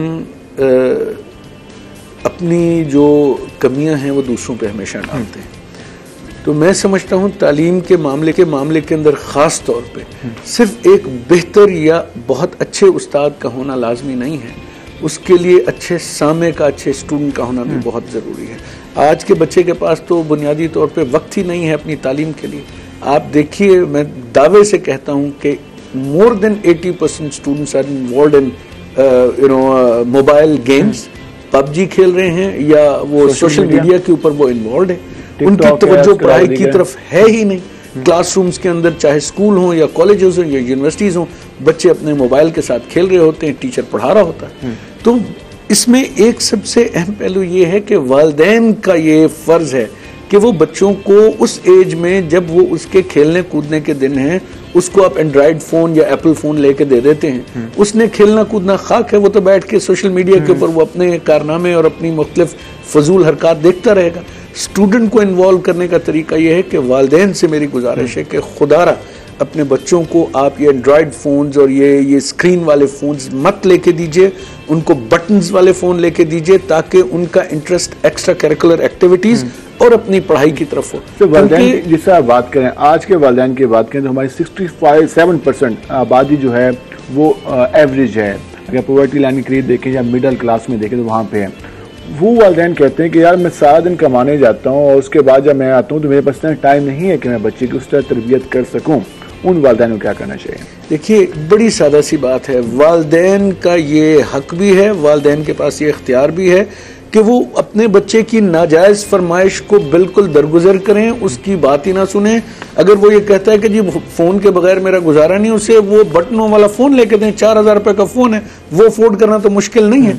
गरीब बच्चों के पास मैंने महंगे महंगे फोन देखे हैं, ये डेली बेसिस के ऊपर मुझे ये मेरे सामने से बात गुजरती है। वालिदैन का कंट्रोल बच्चों के साथ नहीं है, उनकी इंटरेक्शन ही नहीं है, पेरेंट्स के पास वक्त नहीं है बच्चों के साथ बैठने का। वालिदैन जब तक बच्चों की ग्रूमिंग बैठ के नहीं करेंगे, उनको असातिज़ा की, अपने कॉलेज की अहमियत का, अब तालीम की अहमियत का उनके साथ वो कम्युनिकेट नहीं करेंगे, बच्चा कभी इस तरफ नहीं आएगा। और दूसरी बात यह है कि बड़ी सिंपल सी बात है कि आप बच्चे को एंड्रॉयड फोन लेके ही क्यों देते हैं? आप उसको बटन वाला फोन लेके दें। उसकी जरूरत सिर्फ इतनी है कि वो कॉलेज जाएगा या स्कूल जाएगा कि मैं स्कूल पहुंच गया हूँ, वापसी पे छुट्टी के बाद मैं रास्ते में हूँ, तो उसके लिए वो उसका एंड्रॉयड फोन होना, स्क्रीन वाला फोन होना जरूरी नहीं है। जब ऑनलाइन क्लासेस का मसला आएगा, ये फिनोमेना तो पिछले 1-2 साल का है, उससे पहले तो कोई फिनोमेना नहीं था। तो आप अपने बच्चों को जो घर में एक लैपटॉप या एक टैब, वो भी उतनी प्राइस में सस्ती मिल जाती है जैसे कोई फोन मिलता है, आप घर में उसको टैब लेके दें या उसको लैपटॉप हो, और जब वो तालीम ले रहा हो, ऑनलाइन क्लासेस ले रहे हो, कोई ना कोई उसकी जो है वो निगरानी उस जगह पे लैपटॉप रखो जहाँ पे सबको गुजरना हो, उनको पता लगे कि बच्चा सही तरीके से पढ़ रहा है। ये बड़ा सादा इलाज है, लेकिन पेरेंट्स इसकी तरफ तवज्जो नहीं करते। कहते हैं जी हमारे पास वक्त नहीं है। अगर आपका अपनी औलाद के लिए वक्त आपके पास नहीं है तो भाई फिर आपका उसको ये कहने का भी हक नहीं है कि मेरा बच्चा खराब है या तालीमी इदारा खराब है या मेरा बच्चा जो है अच्छे नंबर नहीं ले रहा। लेकिन इसमें वालिदैन की मेन जिम्मेदारी बनती है बच्चे की तरबियत में। जितना रोल टीचर का बनता है उससे ज़्यादा रोल जो है वो बच्चे का भी बनता है, क्योंकि और वालिदैन का बनता है, क्योंकि बच्चे जो हैं वो वालिदैन के साथ ज़्यादा टाइम स्पेंड करते हैं। पहली जो दरसगाह होती है वो माँ होती है, वो घर से उसका आगाज़ होता है। जब घर से बेहतर तरबियत होगी, बेहतर अंदाज में सिखाया जाएगा तो यकीन है वो स्कूल में जाकर या कॉलेज में जाकर वहाँ भी जाकर बेहतर सीख सकता है। रुखसार, आपके क्या गोल हैं इन फ्यूचर और किस तरह अचीव करने जा रही हैं?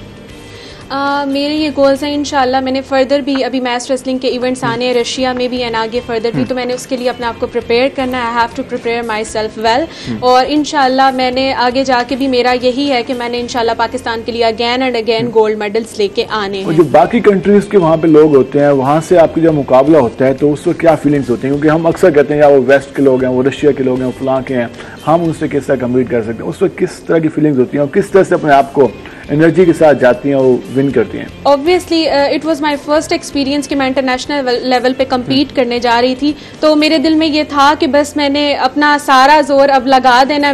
मतलब मैंने ये सोचा था कि गोल्ड नहीं तो फिर कुछ भी नहीं। मैंने ये नहीं सोचा था कि मैं सेकंड आऊंगी या थर्ड भी आऊंगी। मैंने सोचा था अगर लेना है तो मैंने पाकिस्तान के लिए गोल्ड लेना है, क्योंकि जब आप गोल्ड लेते हैं तो फिर पाकिस्तान का वहाँ पे एक तराना होता है, एक अपने परचम बुलंद करना होता है, तो एक वो फीलिंग थी, मैं डिस्क्राइब नहीं कर सकती। लेकिन जो मैंने फील किया, आई वॉज वेरी हैप्पी। और उस टाइम मैंने सिर्फ ये कहा कि अल्लाह ताला तेरा लाख लाख शुक्र है। ये जो भी था बेशक मेरी मेहनत थी, लेकिन अल्लाह ताला का भी मेरे साथ था। जो ग्राउंड में जो माहौल होता है वहाँ पे जब कम्पीट करते सामने आपके होता है, उसके बाद आप भी सामने होते हैं, तो उसमें किस तरह का माहौल होता है? उसमें क्या कहें?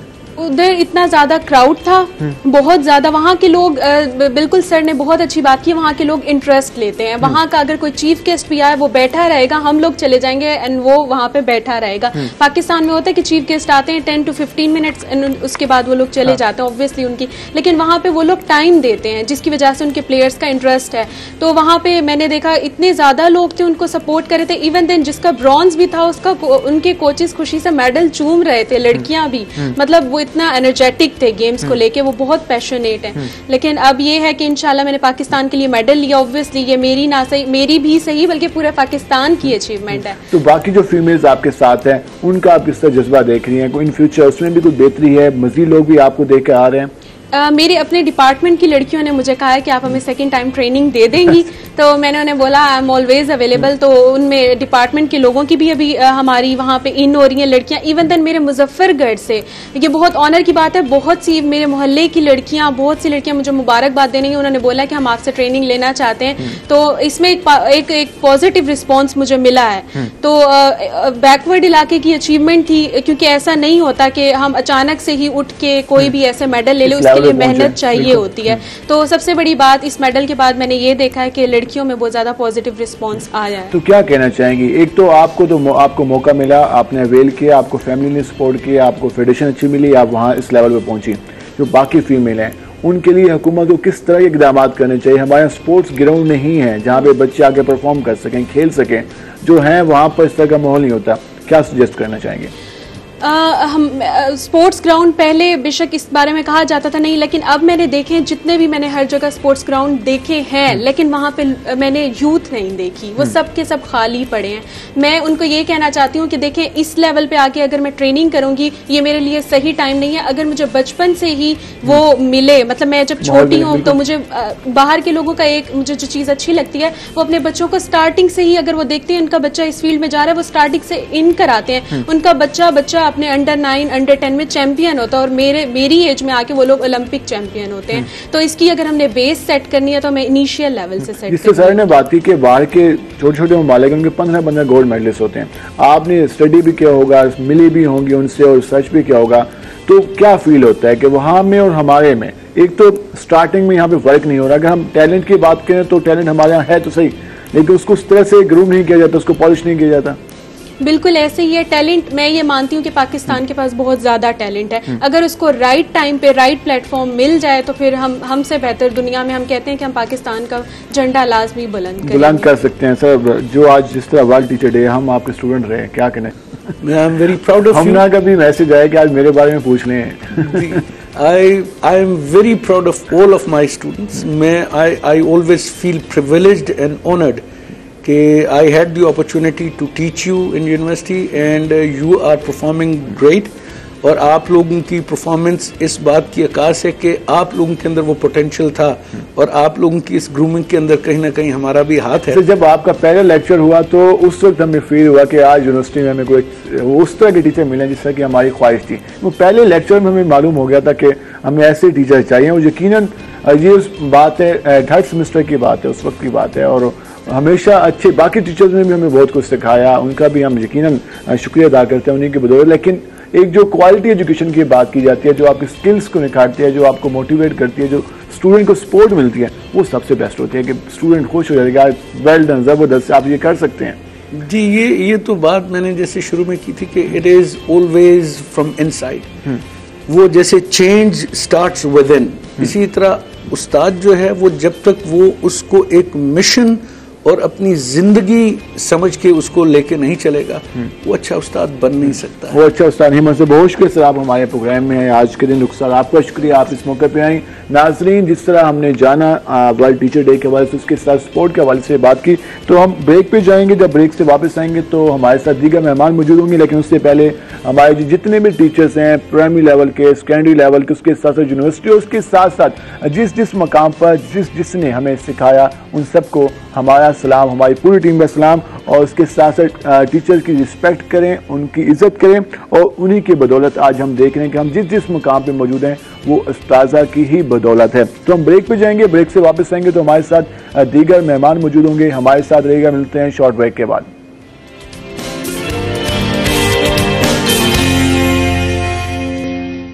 वेलकम बैक नाज़रीन। जिस तरह हमने आपको बताया था कि जब हम ब्रेक से वापस आएंगे तो हमारे साथ नए मेहमान मौजूद होंगे। मेहमानों से जाने से पहले आपको एक बात बता दें, क्लाइव शूज़ के हवाले से बात करेंगे जो पाकिस्तानी ख़वातीन, बच्चों और मर्दों का कई साल से एक फेवरेट ब्रांड रहा है। उस हवाले से अगर हम बात करें तो इसके पास कंफर्टेबल फुटवेयर की अच्छी खासी कलेक्शन मौजूद है। और अगर हम बात करें तो न सिर्फ क्लाइव के जो शूज़ हैं वो मशहूर हैं, उसके साथ साथ उसके हैंडबैग और जो ज्वेलरी है वो भी ख़वातीन की टॉप चॉइस रही है। और अगर हम इस हवाले से मेन चीज़ बात करें जो आपको चीज़ बताने जा रहे हैं वो ये है कि जो आज का जो क्लाइव पर चल रही है वो है ज़बरदस्त सेल। 70% पे सेल चल रही है। उस पर यकीनन आप भी जाकर उससे फ़ायदा उठा सकते हैं और वो चीज़ें हासिल कर सकते हैं, खरीद सकते हैं। जिसमें सर्दियों की जो कलेक्शन है वो उसमें शामिल है, विंटर कलेक्शन और उसमें शूज़, बैग्स और दीगर जो एक्सेसरीज़ हैं वो उसमें शामिल हैं। और इसके साथ साथ वेबसाइट पर भी जा सकते हैं, उनकी जो www.cliveshoes.com है वहाँ पर आप जा सकते हैं, वहाँ से भी हासिल कर सकते हैं, या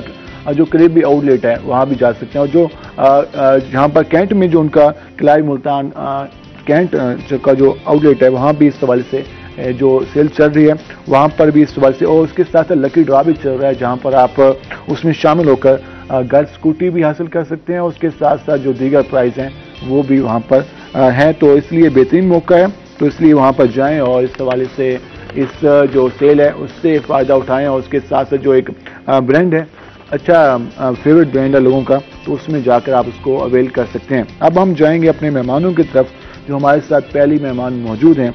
पहली फीमेल साइबर क्राइम एडवोकेट हैं, एक्सपर्ट हैं। हम उनसे आज साइबर क्राइम के हवाले से तफसीली बात करेंगे। फीमेल स्पेशली इसमें काफ़ी ज़्यादा आजकल मुश्किलात का शिकार हैं, प्रॉब्लम का शिकार हैं, हरासमेंट के हवाले से, उसके साथ साथ दीगर मामलात के हवाले से। तो हमारे साथ मौजूद हैं एडवोकेट मुनीबा अलमानी बलोच।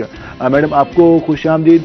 आज हम इस हवाले से तफसीली जानेंगे। हमारे नाज़रीन, हमारी ख़वातीन जानना चाहेंगी कि साइबर क्राइम पहली बात है क्या, उसके साथ साथ किस तरह से अगर वो शिकार हो रही हैं तो बचने का क्या तरीका है। उनके साथ हमारे दूसरे मेहमान मौजूद हैं, सीनियर नायब सदर तहरीक इंसाफ मुल्तान सिटी शेख वाजिद शौकत।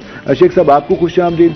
हम आपसे यकीनन पाकिस्तान तहरीक इंसाफ की जो आला कारकर्दगी है उस हवाले से जानेंगे, और जो आजकल मुल्तान में जो तरक्याती काम है उसके हवाले से भी बात करेंगे, और जो आपकी जो तंजीम है जो वर्किंग कर रही है उस हवाले से भी तफसीली बात करेंगे। तो हम पहले जाएंगे एडवोकेट मुनीबा अलमानी बलोच साहबा के पास, उनसे ज़रा जानते हैं कि साइबर क्राइम बेसिकली है क्या, किन किन चीज़ों पे ये शामिल होता है और ख़वातीन को किस तरह से इसमें इसके अवेयरनेस होना कितना लाजमी है। मैडम बताइएगा, आजकल आए रोज़ हम केसेस देखते हैं हरासमेंट, इस जो डिजिटल के हवाले से जो चीज़ें हैं उन पर ख़वातीन को, इस साइबर क्राइम बेसिकली पहले बता दें हमारे नाज़रीन को किन किन चीज़ों में फॉल होता है, क्या क्या चीज़ें शामिल है इसमें।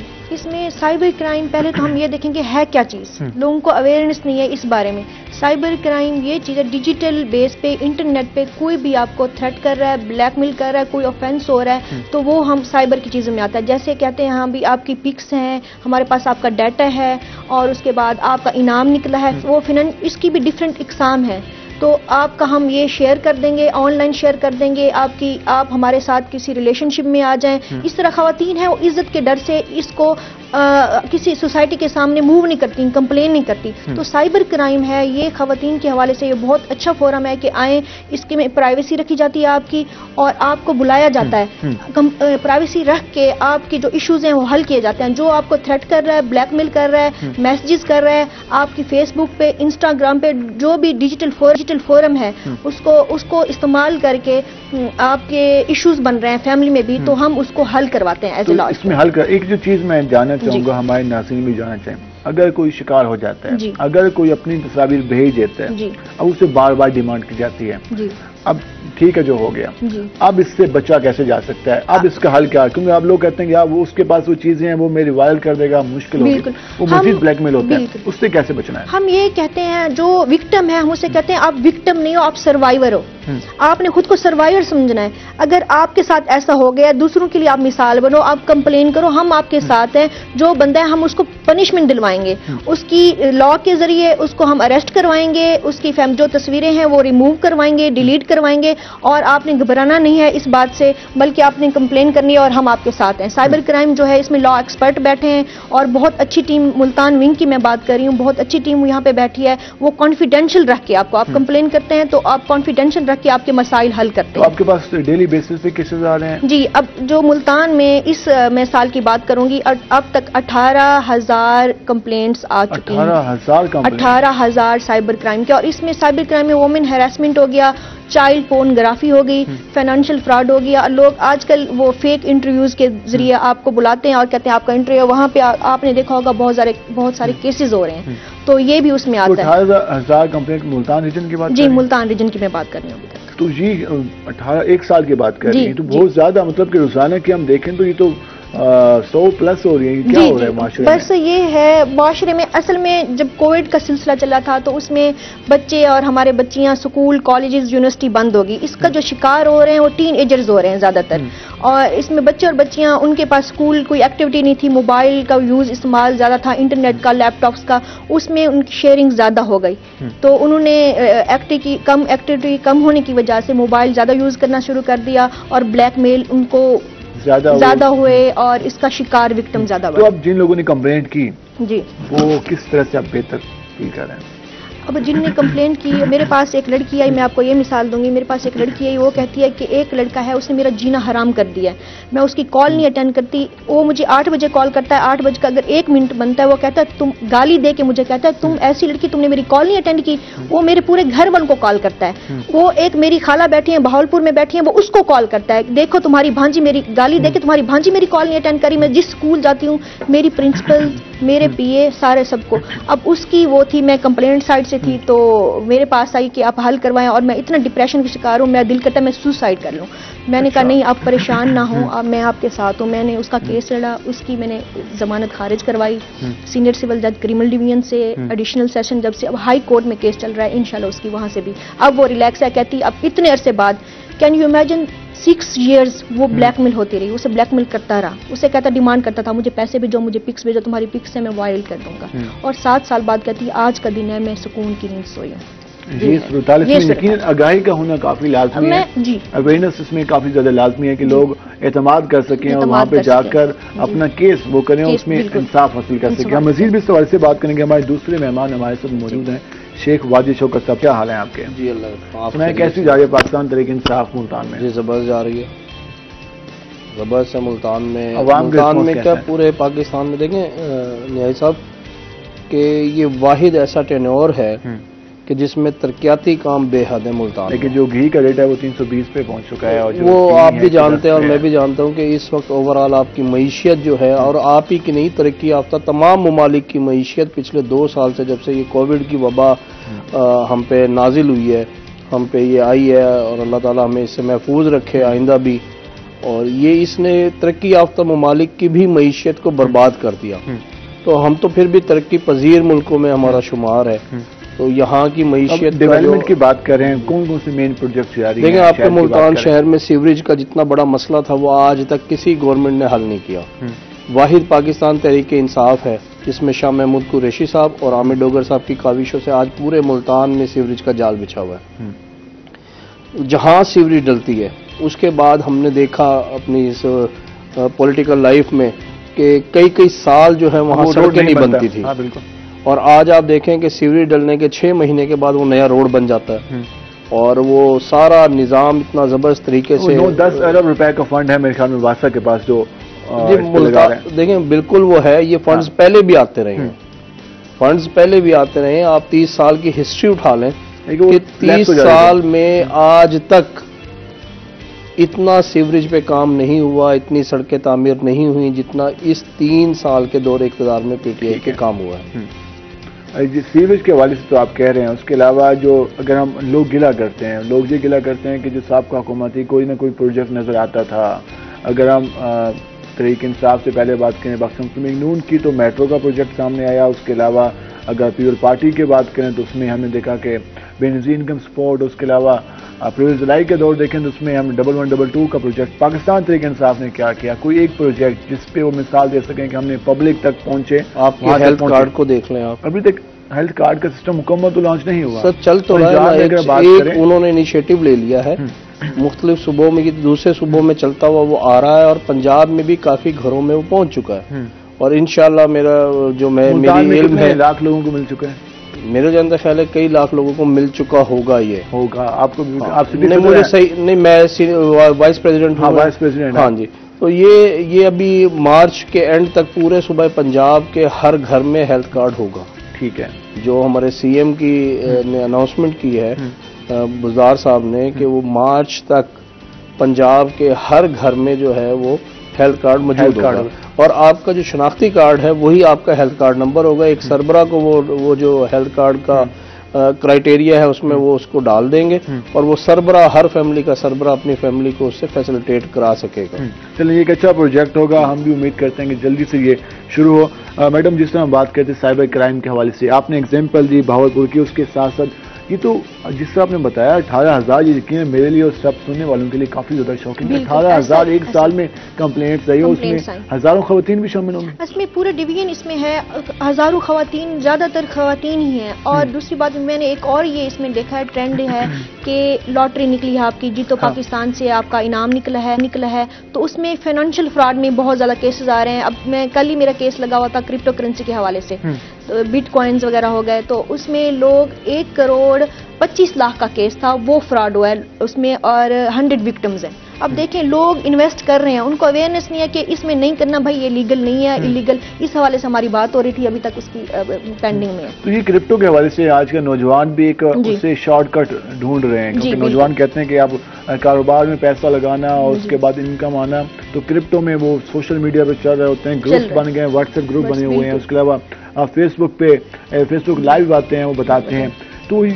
तो नौजवान तो अब शॉर्टकट की तलाश में होता है, तो इसकी अवेयरनेस का होना कितना लाजमी है। बिल्कुल। अब देखें, कोई भी चीज, अगर कोई भी एक्ट मुल्क में हो रहा होता है, उसके लिए लेजिस्लेशन का होना जरूरी है। लेकिन क्रिप्टो करेंसी है, बिटकॉइंस है, ये इसमें कोई भी पार्लियामेंट ने या कोई भी लेजिस्लेशन जो एजेंसीज वगैरह हैं, इनने कोई लेजिस्लेशन नहीं लीगलाइज नहीं है और ना ही इनने इलीगल करार दिया है। अब स्टेट बैंक की इसमें डिक्लेयर किया है, अब सिंध हाई कोर्ट में केस चल रहा है, उन्हें वकार ज़का आपने सुना का बहुत बड़े वो हैं, वो लाइव जाते हैं, उनने पेज भी बनाया और फेसबुक पे, तो उनका केस चल रहा है। कल भी हियरिंग थी, उसमें स्टेट बैंक पहले कहती है कि सब बैंक जो हैं, all banks of Pakistan sale और परचेज ना करें इसमें, लेकिन उस हियरिंग में उनका जो सीईओ है वो ये कह के जा रहा है हमने बैन नहीं किया है।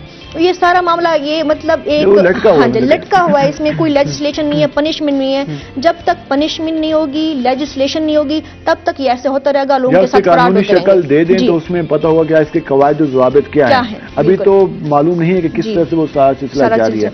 एक्चुअली हमारी लॉ मेकिंग जो इदारे हैं, वो उनका जो काम है वो पेंडिंग में इसको लेके जा रहे हैं। अगर अब तक वो कोई एक कानून बन जाता तो उसमें ये सारी चीजें आ जाती हैं, ये फ्रॉड की बहुत जो रेशो है वो कम हो जाती है, लिस्टेड हो जाती है, चीजें रजिस्टर्ड हो जाती।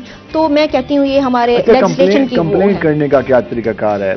आप जाएं साइबर क्राइम मुल्तान विंग की मैं बात कर रही हूँ, शालीमार कॉलोनी है, उसमें गली नंबर 3 में, उसमें साइबर क्राइम का ऑफिस है, फ्रंट डेस्क पे बैठे होते हैं, आप उसमें जाके कंप्लेन करें भाई हमारे साथ ये फ्रॉड हो गया। एक फाइल बनती है, तो उसके बाद वो मार्क होती है, वहाँ पे आईओज हैं उनके पास, वो इंक्वायरी के लिए दोनों पार्टीज को बुलाते हैं, तो सुनते हैं आपके साथ क्या फ्रॉड हुआ है, कैसे हुआ है, एविडेंस का इसमें होना जरूरी है। आपके पास फ्रॉड हुआ है, एविडेंस नहीं है, कंप्लेन का फायदा ही नहीं है। जो आपको मैसेजिंग है तो आपका मैसेज होने चाहिए। हाँ। मैं अब ये इसमें ये कहना चाहूँगी, हमारे जो बच्चे हैं और जो भी खवातीन और हजरात देख रहे हैं, इसमें अपना जो डाटा है वो किसी के साथ आप शेयर ना करें। आपकी तस्वीर हैं, पिक्स हैं, अगर आपके पास कोई कोड आता है, अगर कोई आपको कहता है कि आपका इनाम निकला है, कोई ये चीज़ शेयर कर दें, तो काइंडली मैं आपसे रिक्वेस्ट कर रही हूँ, आपने अपना जो पर्सनल डाटा है वो किसी के साथ शेयर नहीं करना। ये साइबर क्राइम में आता है जी, अगर मतलब कि मैसेजिंग हो गई, आपको ब्लैकमेल किया जा रहा है, आपको थ्रेट किया जा रहा है, आपको हरास किया जा रहा है, या आपको जिस तरह लालच दिया जा रहा है कि आपका लकी ड्रॉ निकले, इसमें सारा कुछ ये साइबर क्राइम में आता है। मोबाइल से जो कुछ होगा वो साइबर क्राइम में आएगा। मोबाइल से, इंटरनेट से, लैपटॉप हो गया, सारा कुछ वो डिजिटल जो भी हो रहा है, इंटरनेट हो रहा है, वो साइबर क्राइम में वहाँ से जो भी कुछ गलत होगा तो साइबर क्राइम के जिम्मे में आएगा। सजाओं के हवाले से क्या, इस हवाले से जो अभी तक हुआ, जब से ये लॉ बना, तो कितना इफेक्टिव रोल है इसका?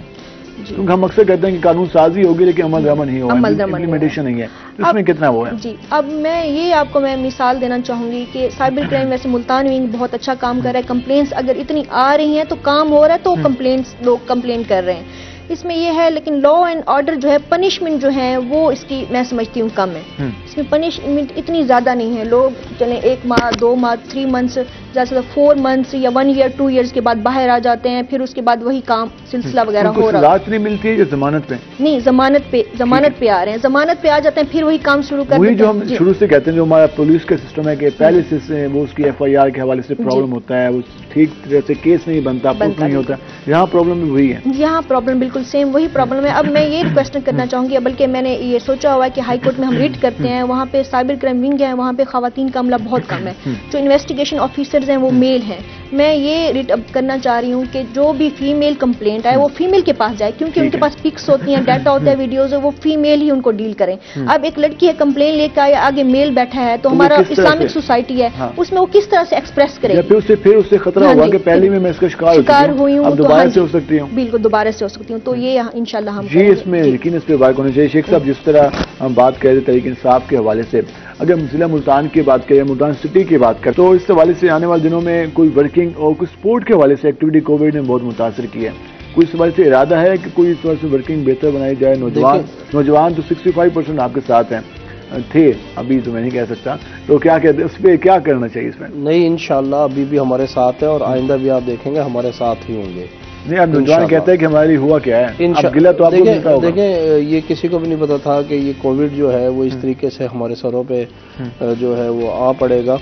इसने यकीनन आपके सामने है कि बड़ा कुछ मुतासिर किया, बच्चों की एजुकेशन इसने मुतासिर की, हमारी हेल्थ को इसने मुतासिर किया, और मुल्तान शहर के नहीं, पाकिस्तान के बड़े बड़े नामवर लोग जो पाकिस्तान का सरमाया थे, उन लोगों को ये निगल गया कोविड जो है। तो इंशाल्लाह आप देखेंगे कि अल्लाह। फ्यूचर प्लान क्या है आपकी? सिटी तंजीम है, सिटी तंजीम क्या करने जा रही है? मजीद फाल होगी कोई मेंबर साजी के हवाले से? कोई मेंबर साजी का अमल हमारा जारी है। हमने अब यूनियन काउंसिल्स की तंजीम साजी शुरू कर दी है। क्या रिस्पॉन्स आ रहा है पब्लिक का? बहुत ज़बरदस्त आ रहा है।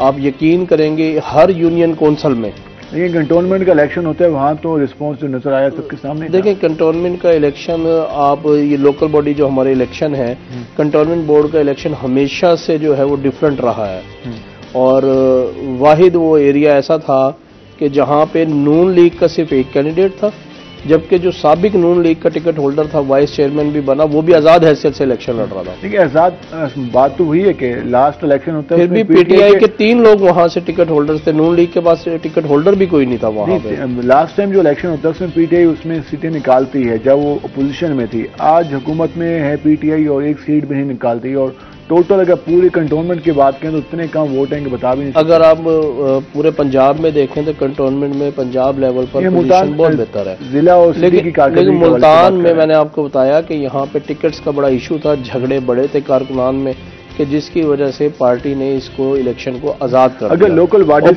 हुकूमत जाती है तो मुल्तान सिटी इस पोजीशन में है कि वो मुल्तान सिटी में अपना लोकल बॉडी के हवाले से जो है यूसी चेयरमैन वगैरह विन कर सकते हैं इंशाल्लाह। देखिए, आप जब आप लोग यूनियन काउंसिल लेवल्स पे जो मसाइल होते हैं, वो वासा वेस्ट मैनेजमेंट, गली बना दी, नाली बना दी, ये मसाइल होते हैं, और वो मसाइल अल्हम्दुलिल्लाह जो है वो पीटीआई बखूबी सरअंजाम दे रही है। आप पूरी तमाम मुल्तान शहर की 68 यूनियन काउंसिल्स है, उसमें आप जाके देखें, हर यूनियन काउंसिल में काम जारी है। वो न्यू अभी जो नया बन रहा है उसमें वो 84 है, लेकिन जो पुराना यूनियन काउंसिल्स का निज़ाम है जो अभी चल रहा है हमारे सरकारी लेवल्स पर, वासा के उस पे प्लेटफॉर्म पे, या कंप्लेंट्स वासा की आती हैं, क्योंकि अगर बात करें तो जो ज्यादातर नेटवर्क है वासा का वो तो बोसीदा हो चुका है जी। उसी की वजह से तो आज ये सारा निज़ाम जो है चेंज हो रहा है वासा का। सीवरेज लाइंस नहीं डल रही हैं, और मुल्तान शहर में आप देख लें कि अभी भी 9 नंबर से लेकर वो सैदा वाली बाईपास तक की नई कई अरब रुपए का प्रोजेक्ट जो है सीवरेज का मुल्तान में शुरू होने जा रहा है। आमिर डोगर साहब ने खान विलेज में हुआ जी, खान विलेज का भी वो आपके सामने पिछले दिनों डोगर साहब ने किया है, तो डोगर साहब भी काफी फंड सीवरेज के हवाले से दे रहे हैं। अब ये जिस तरीके से जब ये मेट्रो बनी मुल्तान शहर में, इसने मैं तो हैरान हूँ इसके इंजीनियर्स पे कि इन्होंने 18 मेन होल्स को जो है वो मेट्रो के नीचे कर दिया, और जिनको हम ओपन ही नहीं कर सके, जिसकी वजह से सारा अंदरूनी शहर और मासूम शाह रोड और ये सारा एरिया जो है वो पानी की सीवरेज के उसमें निकासी की 18 मेन होल तो उसमें जिम्मेदार नहीं है। उसके अलावा अगर हम बात करें तो ठीक है, वहाँ पर 14 नंबर चुंगी के पास इशू बनता है, उस हवाले से वहाँ पर सर आपकी लाइनें बोसीदा हो चुकी हैं, जमाल रोड पे ही था, आपकी लाइनें बोसीदा हो चुकी हैं, लेकिन इसमें जो अभी 30 साल में किसी ने वहाँ में सीवरेज पे काम नहीं किया। वास्ता के प्रोजेक्ट जारी है, टेंडरिंग होती है, आपको भी मालूम होगा किस तरह से टेंडर होते हैं। हम शफाफियत की बात करते हैं, शफाफियत कहाँ नजर आती है, किस तरह से जितने भी स्कीम है आप मुतमिन है खुद इससे? तो देखें जी, मेरे जो मुझे फंड्स मिले हैं जो मैं यूटिलाइज कर रहा हूँ, अल्हम्दुलिल्लाह हमारे इस वक्त मुल्तान शहर के कोई एक सिंगल शख्स ऐसा नहीं है इलेक्टेबल्स में और नुमाइंदगान में जो किसी किस्म के ये जो कमीशन का सिस्टम है उसमें इन्वॉल्व हो। लेकिन जो सिलसिला तो आप देखते हैं, आपको बखूबी मालूम होगा। मैंने आपको एक बड़ी जो है वो ओपनली बात की है कि हमारे इलेक्टेबल्स ठीक है और उनके नुमाइंदगान focal persons union councils levels पर, वार्ड लेवल पर कोई एक सिंगल शख्स ऐसा नहीं है जो ठेकेदारों से कोई कमीशन खा रहा हो, कोई भत्ता ले रहा हो, कोई चीज ऐसी। वो अलग बात है कि वो खुद आपस में जिस तरह वो अलग बात है, उस सारा कुछ जो पूल का सिलसिला होता है वो अलग बात है। देखिए वो पूल्स जो है वो आपस में ठेके लेने के चक्कर में वो एक बिजनेस स्ट्रेटेजी है उनकी, ठेकेदारों की। क्या उससे गवर्नमेंट जितना भी नुकसान हो? गवर्नमेंट को नुकसान नहीं हो सकता क्योंकि वो काम करेंगे तो पैसे लेंगे, नहीं तो नहीं लेंगे। चलिए इस पर भी मजीद वर्क होना चाहिए। इसमें बात पूछने का मकसद ये था कि शफाफियत का जो अमल है, पाकिस्तान तहरीक इंसाफ हमेशा शफाफियत की बात करती है, तो उस पर यकीनन मजीद वर्क होना चाहिए। हम ब्रेक पे जाएंगे, ब्रेक से वापस आएंगे तो हम मजीद भी बात करेंगे शेख वाजिद शौकत साहब से कि किस तरह से आने वाले दिनों में क्या खुशखबरी है, और जो मुल्तान पैकेज था उसका क्या बना, कब तक उस पर इम्प्लीमेंट होगा, उसके साथ साथ जो वुमेन हैरेसमेंट के हवाले से, डिजिटल के हवाले से जो चीज़ें हैं उस पर हम तफसीली बात करेंगे। हमारे साथ रहेगा, मिलते हैं शॉर्ट ब्रेक के बाद।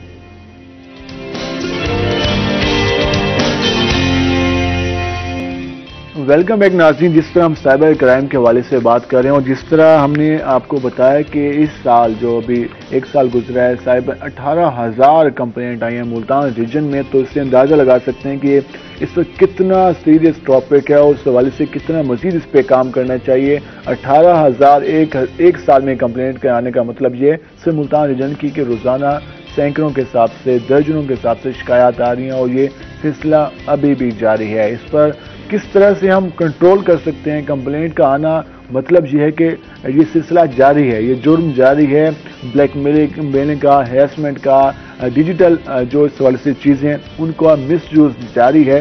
इसको बेहतर किस तरह बना सकते हैं, इस पर हम बात करेंगे मुनीबा अलमानी बलोच साहिबा से।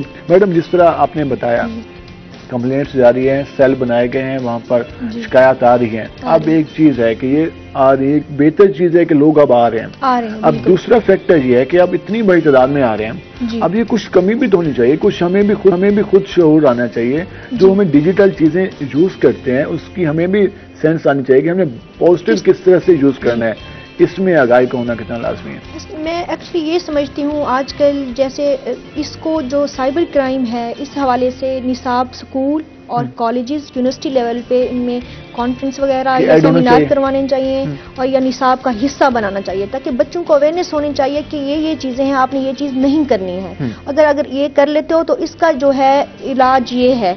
तो ये मैं कहती हूँ स्कूल लेवल पे, यूनिवर्सिटी और कॉलेजेस लेवल पे बच्चों को अवेयरनेस दी जाए। और जो वालिदैन हैं मैं उनसे भी रिक्वेस्ट करूँगी, अगर आपका बच्चा विक्टिम है, उनके साथ कुछ हो गया, उसको सपोर्ट करें।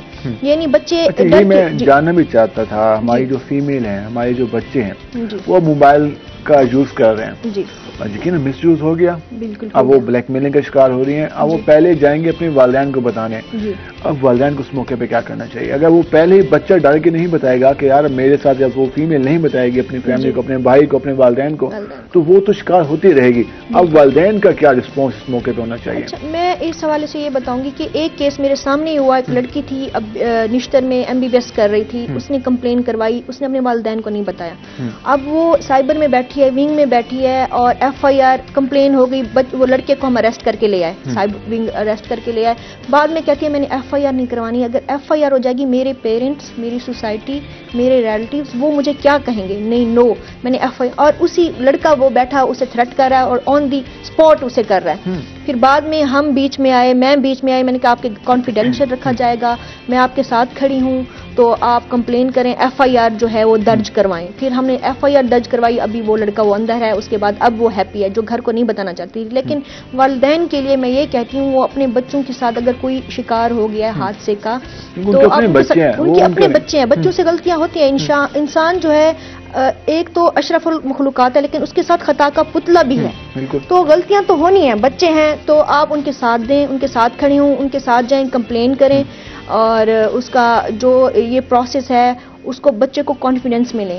इस तरह सुसाइड रेशो भी इसी तरह से बढ़ रहा है। अब एक बच्चा है, उसने सुसाइड इसी वजह से किया कि उसकी कुछ वीडियोस जो हैं वो लीक हो चुकी। उसने कहा मेरे पेरेंट्स को पता चल जाएगा, और उसने सुसाइड कमिट कर ली। ये मुल्तान का है। अब ये यकीनन अब उसके बाद मुतबादिल को नहीं था, वालिदैन को भी नहीं बता सकता, उस तरफ भी नहीं जा सकता, नहीं जा सकता बिल्कुल। तो इसमें अब जो फैमिली को प्रॉब्लम होती है, फीमेल को, वो इन फ्यूचर सोचती है, शादी के बारे में सोचती है, उसके अलावा फैमिली के बारे में, और रिलेटिव्स का जो रिस्पॉन्स होता है, सोसाइटी का जो, तो इसको बदला कैसे जा सकता है? वही बात कि सिलेबस में ये चीजें शामिल हो, शुरू से ये सारा कुछ किया जाए, सिखाया जाए उनको। और उसके बाद अगर उसमें लेजिस्लेशन में मैं बताती हूँ कि हमारा जो मुल्क है उसमें थोड़ा पीछे रह गया है। अभी जो डिजिटल चीजें आ रही हैं उसमें वो आगे नहीं बढ़ रहा, उस पर टाइम ले रहे हैं। लेकिन हम ये कर सकते हैं, सेमिनार उसमें करवाएं, स्कूल लेवल पे, कॉलेज लेवल पे, यूनिवर्सिटी लेवल्स पे सेमिनार के जरिए हम अवेयरनेस के लिए हम ये करें, लोगों को अवेयरनेस दें, बच्चों को अवेयरनेस दें कि इस तरह बेटा अगर आपने ये चीजें जो कंप्लेंट सेल है उस तक रसाई आसान है। जी बिल्कुल, आप जाएं, वहाँ पे बहुत सारे लोग बैठे हैं कंप्लेंट सेल में, और वो आपकी बात सुनते हैं, आपको रिस्पांस देते हैं। इस बात की गारंटी है कि उनका जो डाटा है वो लीक नहीं होगा। बिल्कुल ये गारंटी देते हैं। अब तक जो भी कंप्लेंट्स आई हैं, इसलिए रेशो भी बढ़ गई है कि वहाँ पे कॉन्फिडेंशियल हर चीज रखी जाती है। मुल्तान विंग जो है साइबर क्राइम का, मैं तो समझती हूँ बहुत अच्छा काम कर रहा है, और इसका हल भी, सजाएं भी इसमें हो रही है। इसमें जितना रीजन है, इसमें आप ये सजेस्ट नहीं करेंगे कि मुख्तलिफ इलाकों में मजीद भी इसके सेल बनाए जाएं ताकि लोग इस तक? पहले FIA का था, पहले मुल्तान में था, अब DG खान और बहावलपुर में भी सेल, इसका क्राइम सर्कल की मैं बात कर रही हूँ, वहाँ पे सेल बना दिया। मैं ये समझती हूँ कि साइबर क्राइम का भी सेल FIA क्राइम सर्कल के साथ बनाना चाहिए। जैसे DG खान हो गया, बहावलपुर हो गया, लोधरा हो गया, इस साइड में डिफरेंट सिटीज में ये सेल बनाने चाहिए, क्योंकि पूरे उसमें ये वाहिदी सेल है। तो वहाँ पे मजीद इस पे हम बात करेंगे, और इस हवाले से हम जाएंगे शेख वादी शौकत साहब के पास। शेख साहब, जिस तरह डेवलपमेंट जारी है, कुछ बात कर लेते हैं। क्या एक मुल्तान पैकेज, CM साहब आए थे तो मुल्तान पैकेज की बात की गई थी, कितना अमल दरामद हुआ है, और आने वाले दिनों में मजीद कितनी बेहतरी आएगी? आप देखेंगे कि मुल्तान एक नई शक्ल इख्तियार करेगा। आप अभी इन्वॉल्व सिटी चले जाएं, अभी जो नदीम कुरैशी साहब ने वहाँ पे सराफा बाजार में, अब देखें रात के टाइम जब हम वहाँ से गुजरते हैं तो हमें लगता ही नहीं है कि मुल्तान शहर है। तो इंशाल्लाह जो वादे CM साहब के भी हैं और जो पैकेज दिया है, इंशाल्लाह वो तकमील को पहुंचेगा, और आप देखेंगे एक मुल्तान नई शक्ल इख्तियार करेगा और एक खूबसूरत शहरों में इसका शुमार होगा। नहीं, आप जिस तरह नैब से सिटी सदर हैं, और इसके साथ साथ आप मीटिंग्स में बैठते हैं, जो ज़िले इंतजामिया के रिस्पॉन्स कैसा है? ठीक है, मुतमईन है? बिल्कुल, कमिश्नर साहब देखेंगे खुद अभी लास्ट टाइम जो बारिश हुई है, कितनी तेज बारिश, इसमें एक्टिव नजर आई है। कमिश्नर साहब भी और DC साहब भी वो ऑन रोड थे बारिश के दौरान ही, और फौरी चाहते हैं कि जो ब्यूरोक्रेसी है वो दफाते में ना हो, रोड पे हो। बिल्कुल, वो पब्लिक के जो मसाइल हल करने के लिए उन्हें तैनात किया गया है, हमारी हुकूमत ने तैनात किया है, और ये अप्रिशिएटिव है इनका इकदाम कि इन्होंने उसी टाइम फौरी मुतलका महकमों को अपने साथ लिया, और डेली बेसिस पर आज तक हमारे DC साहब और कमिश्नर साहब डेली बेसिस पे मुल्तान के मुख्तलिफ चौराहों पर, मुख्तलिफ यूनियन काउंसिल्स की गलियात में विजिट कर रहे हैं, और ये काम आप तक लोग आते होंगे अपने प्रॉब्लम्स के लिए, मसाइल लेके, तो आप जब मेट्रोपॉलिटन को भेजते हैं, उनका कैसा रिस्पॉन्स होता है? ठीक है, देखिए 100% तो काम किसी के ना हुए और ना इस मुल्क में हो सकते हैं, उसमें कुछ बातें आती हैं। बेसिकली हमारे लोगों को भी कुछ अवेयरनेस की जरूरत है। अब मिसाल के तौर पे उन्हें जी पब्लिकली गिला करते हैं कि वोट वो देते हैं, बिल्कुल देते हैं, हमें हमारा उन पे हक है। अवेयरनेस के हवाले से मैं ये बात कर रहा हूँ, मिसाल के तौर पे उन्होंने वेस्ट मैनेजमेंट के हवाले से कोई इशू है, तो वो वेस्ट मैनेजमेंट के ऑफिस नहीं जाएंगे, वो कमिश्नर साहब के पास चले जाएंगे। लेकिन वहां से उनको नहीं मिलती ना, नहीं, उनको पता नहीं है कि उनको पता नहीं है कुछ लोगों को ऐसे मसाइल का कि किस फोरम पे हमने अपने मसाइल को हल करने हैं। देखिए हमारे सिटीजन पोर्टल जो है, आप वहां पे एक छोटी सी कोई भी एप्लीकेशन अपनी मूव कर दें, सिटीजन पोर्टल पे 4 लफ्ज लिखें और सिटीजन पोर्टल पे डाल दें, मुतलका महकमा खुद आपके पीछे होगा और आपसे पूछ रहा होगा कि जी क्या मसला है, क्या मसाइल नहीं है, ये बहुत बड़ा इनिशिएटिव है पीएम साहब का। इसमें आप एक लाइट्स के हवाले से हाफिज जमाल रोड पर लाइट्स का प्रॉब्लम था, तो एक शहरी ने दरखास्त की, दूसरे दिन जवाब आया कि वहाँ पे लाइट्स लग गई। उसने मुझे कहा कि उसने कहा बिलाल ये लाइट्स पता नहीं कौन सी गली की लगा कर मैंने सिटीजन पोर्टल पे अपलोड कर दी है, मेरी गली में लाइट्स नहीं लगी। तो ये जो सिलसिला जाए इस पर कुछ बेहतर होनी चाहिए। लाइट्स का मैं बता देता हूँ आपको, ये लाइट्स का एक केस बना था पिछली हुकूमत के टाइम पर जो आज तक नैब में है। स्ट्रीट लाइट्स का आपको पता है कि 25,000 रुपए की एक LED लाइट परचेज की गई, वो केस नैब में है। अब जब एक केस नैब में जब तक है उस पर काम नहीं हो सकता। अभी रिसेंट जो है शाह महमूद कुरैशी साहब ने और आमिर डोगर साहब ने फंड्स उनको, लेकिन लाइट्स अभी भी लगती हैं, लेकिन वो 2 दिन चलती हैं उसके बाद फ्यूज हो जाती हैं। उसमें ठेकेदार से ये कहते हैं कि वो जब हम जिस रेट पे हमें मिलती है उसके बाद अगर हम जाएं तो 15-16 रुपए की लाइट्स हम लगाते हैं, उसमें तो यही चलनी है। 2 दिन ऐसा नहीं है, 15-16 रुपए की तो कोई भी लाइट नहीं मिलती आज। वो जिस लेवल की आज तो जो 0 का बल्ब है वो 15-16 रुपए का नहीं है, तो एक LED बल्ब कैसे जो है वो 15-16 रुपए का मिल जाएगा। तो होता ये है कि जो 2 दिन के बाद फ्यूज क्यों जाता है? सर मैं बता रहा हूँ आपको, होता ये है कि हमारा जो स्विच होता है वो ओपन एयर में खड़ा है। अब जब वो ओपन एयर में है तो उसमें पानी भी जा रहा है, उसमें जो है वो आपके दूसरी हमारे पास कोई हल नहीं है इसका भी इस वक्त। उसका हल ये है कि सबसे पहले तो हमने 1-1 करोड़ रुपए 2-2 करोड़ रुपए की हमारी कोठियां हैं, लेकिन हम वहां 100 रुपए का बल्ब लगाने से कासिर हैं, जिसने बिजली भी आपकी 10 वाट 12 वाट लेनी है। ठीक है, पहला हल तो देखें गवर्नमेंट लेवल पे इतनी स्ट्रीट लाइट्स नहीं ओपन हो सकती, लेकिन मुल्तान जिसके बिल जो गवर्नमेंट ने अदा करना है। मुल्तान के गिने चुने रोड, आप भी मुल्तान के वासी हैं, मुल्तान को रिप्रेजेंट करते हैं। खानेवाल रोड की बात करें कितनी लाइट्स रोशन है, मासूम शाह रोड की बात करें कितनी लाइट्स रोशन है, नवाबपुर रोड पे चले जाएं, उसके अलावा हम यहाँ पे चले जाएं, फ्लाईओवर पे चले जाएं, आपको खुद अंदाजा हो जाएगा कितनी लाइट्स रोशन है। सेम गुलगश्त में चले जाएं, मेन शाहराहों पर लाइट्स रोशन नहीं होती, तो गली मोहल्लों की तो हम बात ही ना करें कि वहाँ पे क्या हाल होता होगा। तो इन पे तो हमारे जो मैं आपको दावत देता हूँ अपनी यूनियन काउंसिल की, मैं जहाँ का बासी हूँ, जहाँ से मैं रिप्रेजेंट करता हूँ, आप आए वहाँ। आप सिटी नायब सदर हैं तो मैं तो सिटी की बात नहीं, ऐसी बात नहीं है। सिटी नायब सदर तो मैं अब बनाऊँ, जब मैं अपोजिशन में था तब भी मैं अल्हम्दुलिल्लाह जो है वो अब असल में जो जागेगा उसके काम होंगे। नहीं, मैं तो ये आपसे रिक्वेस्ट वालों को कहें कि आप जो लाइट्स लगाते भी हैं, लेकिन मैं बताऊं कि 2 दिन चलती है, 2 दिन बाद फ्यूज हो जाती है, पता नहीं कौन सी लाइट होती है वो। अच्छा नहीं, मेरा अंदर ख्याल है ऐसा नहीं है। आप कंप्लेन आप खुद मैं इसको खुद भी देखूंगा और मैं CEO साहब से भी इसके बारे में दरखास्त करूंगा, आप किसी जगह की निशानदेही करें। मैं तो सारे रोड से आपको दिखा चुका हूँ। देखिए मैं आपका जो ये पुल है जो हमारे फ्लाईओवर्स है, इसकी लाइट्स रात को ऑन फ्लाईओवर पे तो कम से कम होनी चाहिए। अभी आपने कहा ना कि ये जो है लाइट्स बंद है यहाँ की। खानेवाल रोड की बात करूँ मैं, फ्लाईओवर पे तो कम से कम वो तो सारी आपकी ऑन है, मेट्रो रूट आपका सारा रोशन है। लेकिन अगर आप चौक हमारा वाले फ्लाईओवर पे जाएंगे वो आपको अंधेरे में डूबा हुआ नजर आएगा, आप कहेंगे या कोई मुझे डकैती ना हो जाए। यकीन माने मेरा वो, मैं तो रोज वहां से गुजरता हूँ, हजारों लोग गुजरते हैं, आप भी गुजरते होंगे, तो वो उसके बिल्कुल अंधेरे में डूबा हुआ नजर आता है।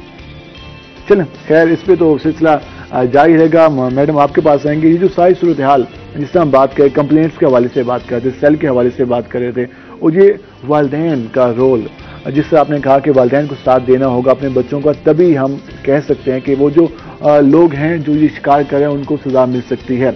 वालिदैन को मजीद किस तरह से हम आगाही दे सकते हैं? एक तो अवेयरनेस नहीं हो रही, सीधी सी बात है, सेमिनार नहीं हो रहे, निसाब में शामिल नहीं है, अभी नहीं है, तो इस टाइम हमें क्या करना है?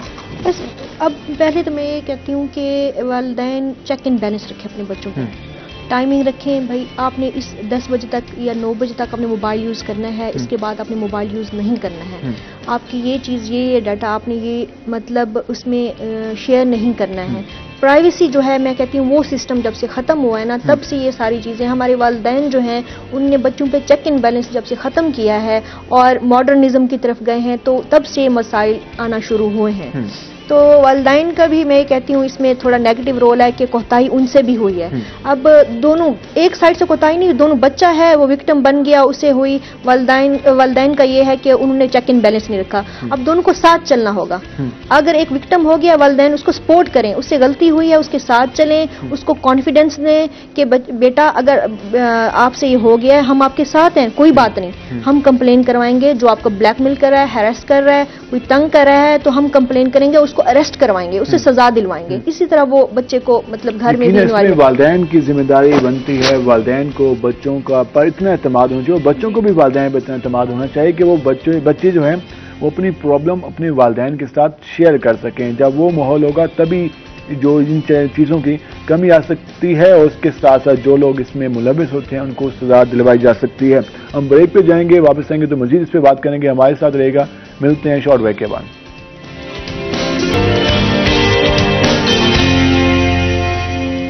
वेलकम बैक नाज़रीन। जिस तरह हम बात कर रहे हैं साइबर क्राइम के हवाले से बात की, उसके साथ साथ जो मुल्तान सिटी में प्रोजेक्ट जारी हैं डेवलपमेंट के हवाले से और जो जो मसाइल हैं उस हवाले से हमने तफसीली बात की। हम मजीद जाएंगे एडवोकेट मुनीबा अलमानी बलोच साहबा के पास। और जिस तरह हम साइबर क्राइम के हवाले से जान रहे हैं, उन्होंने एक बात की कि इसमें वालिदैन को अपने बच्चों को वो माहौल देना होगा कि बच्चे अपने वालिदैन के साथ शेयरिंग कर सकें। जब ऐसा माहौल नहीं होगा तो फिर किसी और के साथ शेयरिंग करेंगे, वहाँ पे फिर इस तरह के प्रॉब्लम का शिकार होते हैं। मैडम, जिस तरह आपके पास कंप्लेंट्स आती हैं, वालिदैन का कैसा रिस्पॉन्स होता है? मैं अपनी मिसाल देना चाहूँगी। अब मैं पूरे मुल्तान में पहली फर्स्ट फीमेल साइबर क्राइम की लॉयर हूँ, तो इसमें मेरी फैमिली का सपोर्ट है। मेरी जॉब हो गई थी टीचिंग में, मैं अपने पेरेंट्स का मैंने नहीं करनी है, मैंने लॉ की तरफ जाना है। उन्होंने मुझे सपोर्ट किया और मैं यहाँ पे आज बैठी हूँ। फैमिली का बहुत ज़्यादा रोल होता है। अब मैं ये कहती हूँ जो बच्चे हैं उनको ऐसा माहौल फराहम किया जाए वो कंफर्टेबल फील करें। एक बच्चा है अपने पेरेंट्स के साथ, अपने वालिद के साथ, एक बच्ची है अपनी माँ के साथ, वो दोस्ती रहे। वो जो रिश्ता होगा वो किसी और की तरफ नहीं जाएंगे, वो मोबाइल की तरफ नहीं जाएंगे, किसी और के साथ मतलब कोई भी रिलेशनशिप दोस्ती के नाम पे हो या कोई और रिलेशनशिप हो, वो उसे अट्रैक्ट नहीं करेगा। जब घर में ही हर चीज़ आपको मिल रही है, एतमाद मिल रहा है, मुझे एतमाद मिला, मैं आज इस फोरम पे बैठी हूँ। और अगर आप अपने बच्चों को इत्मीनान देंगे तो वो किसी भी बुरी सोबत में नहीं पड़ेंगे। बच्चे 12-12 घंटे मोबाइल यूज करते हैं। बिल्कुल। वालिदैन के पास टाइम नहीं है बच्चों के पास बैठने का, बच्चों के पास टाइम नहीं है वालिदैन के साथ शेयरिंग करने का, अपने भाइयों के साथ, बहन भाइयों के साथ शेयरिंग करने का।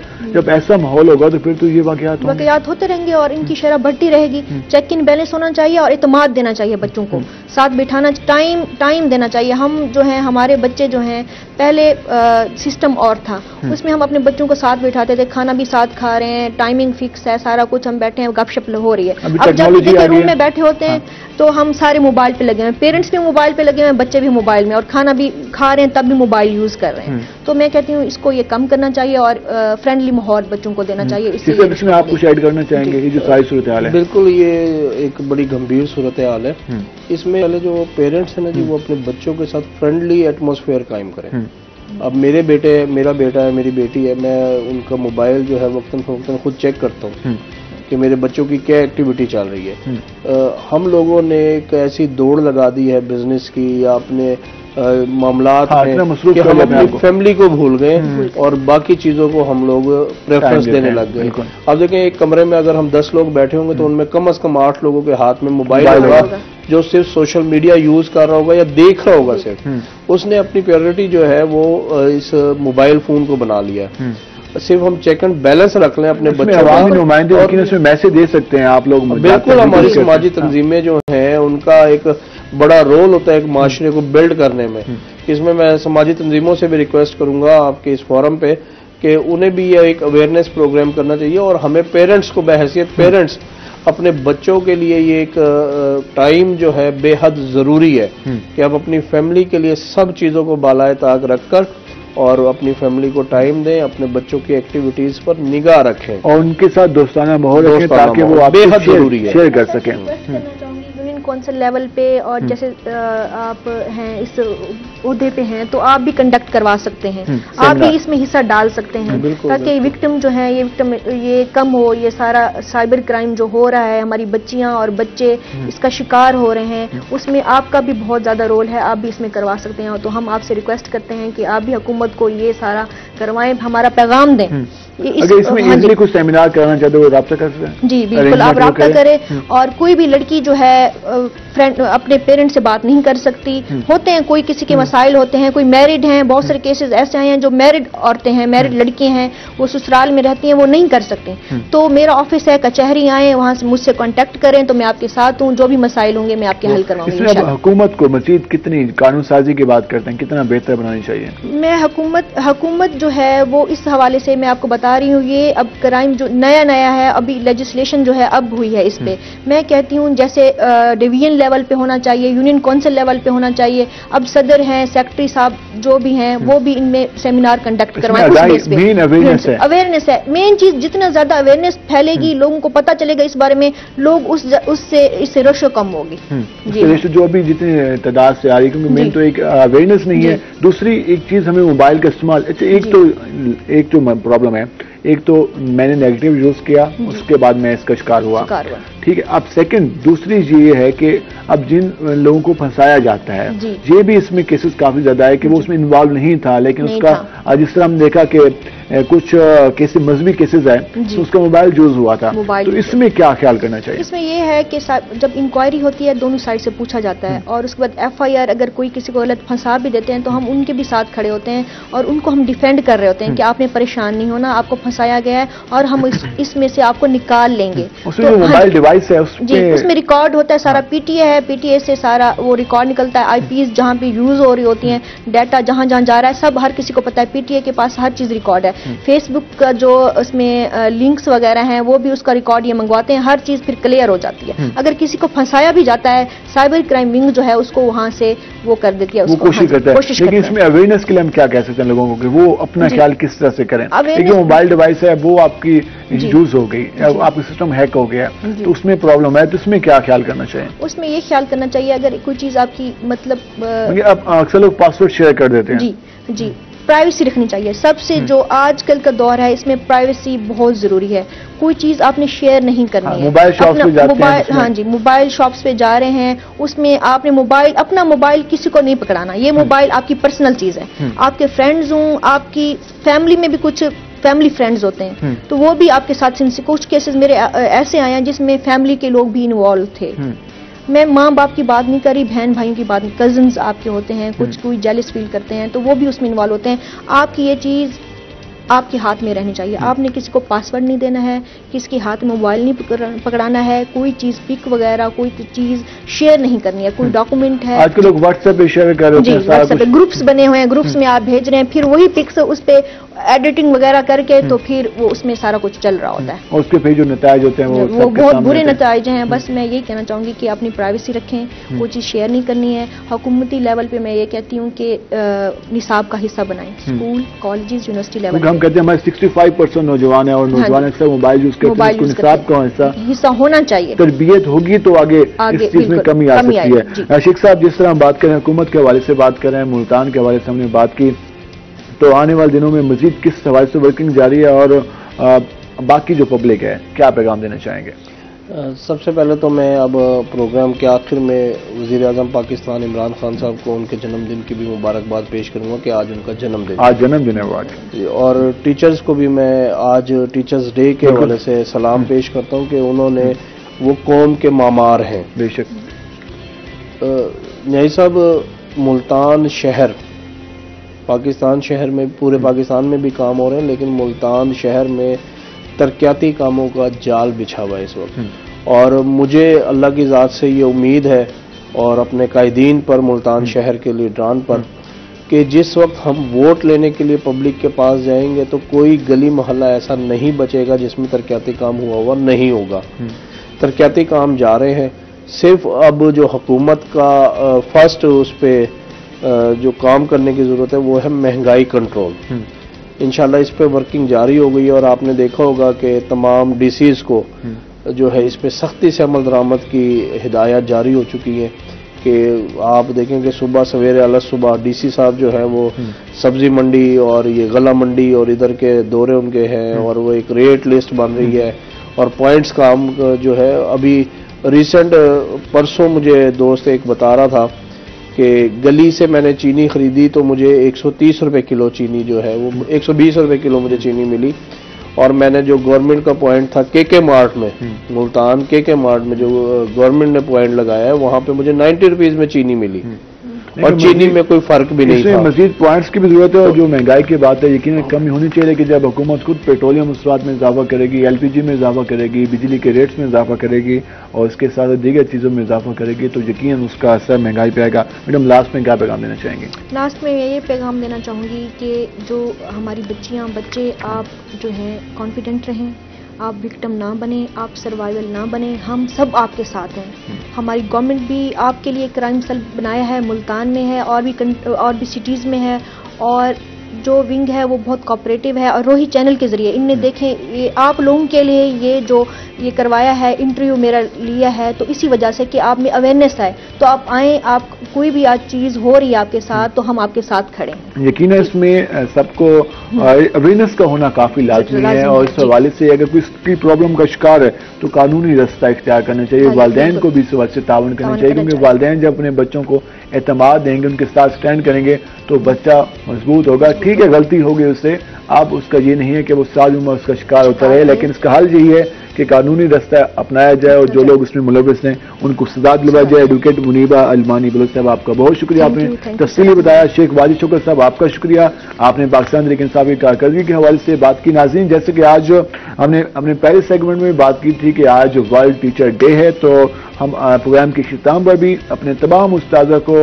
सलाम पेश करते हैं। हमारे उस्ताज़ा ही हैं जिनकी बदौलत आज जो कुछ भी बेहतरी नजर आ रही है वो उन्हीं की बदौलत है, और यकीन उस्ताद का जो किरदार है वही जो जितनी भी कौमें हैं उनकी वो तामीर करता है, और उस्ताद को जो एक मुअल्लिम का रोल दिया गया है तो ये सबसे अहम उनका किरदार है, और यकीन हम सब अपने तमाम टीचर्स को सलाम पेश करते हैं। आज के प्रोग्राम से अपने मेज़बान बिलाल खान नियाजी को इजाज़त दीजिए। अल्लाह ने के बाद।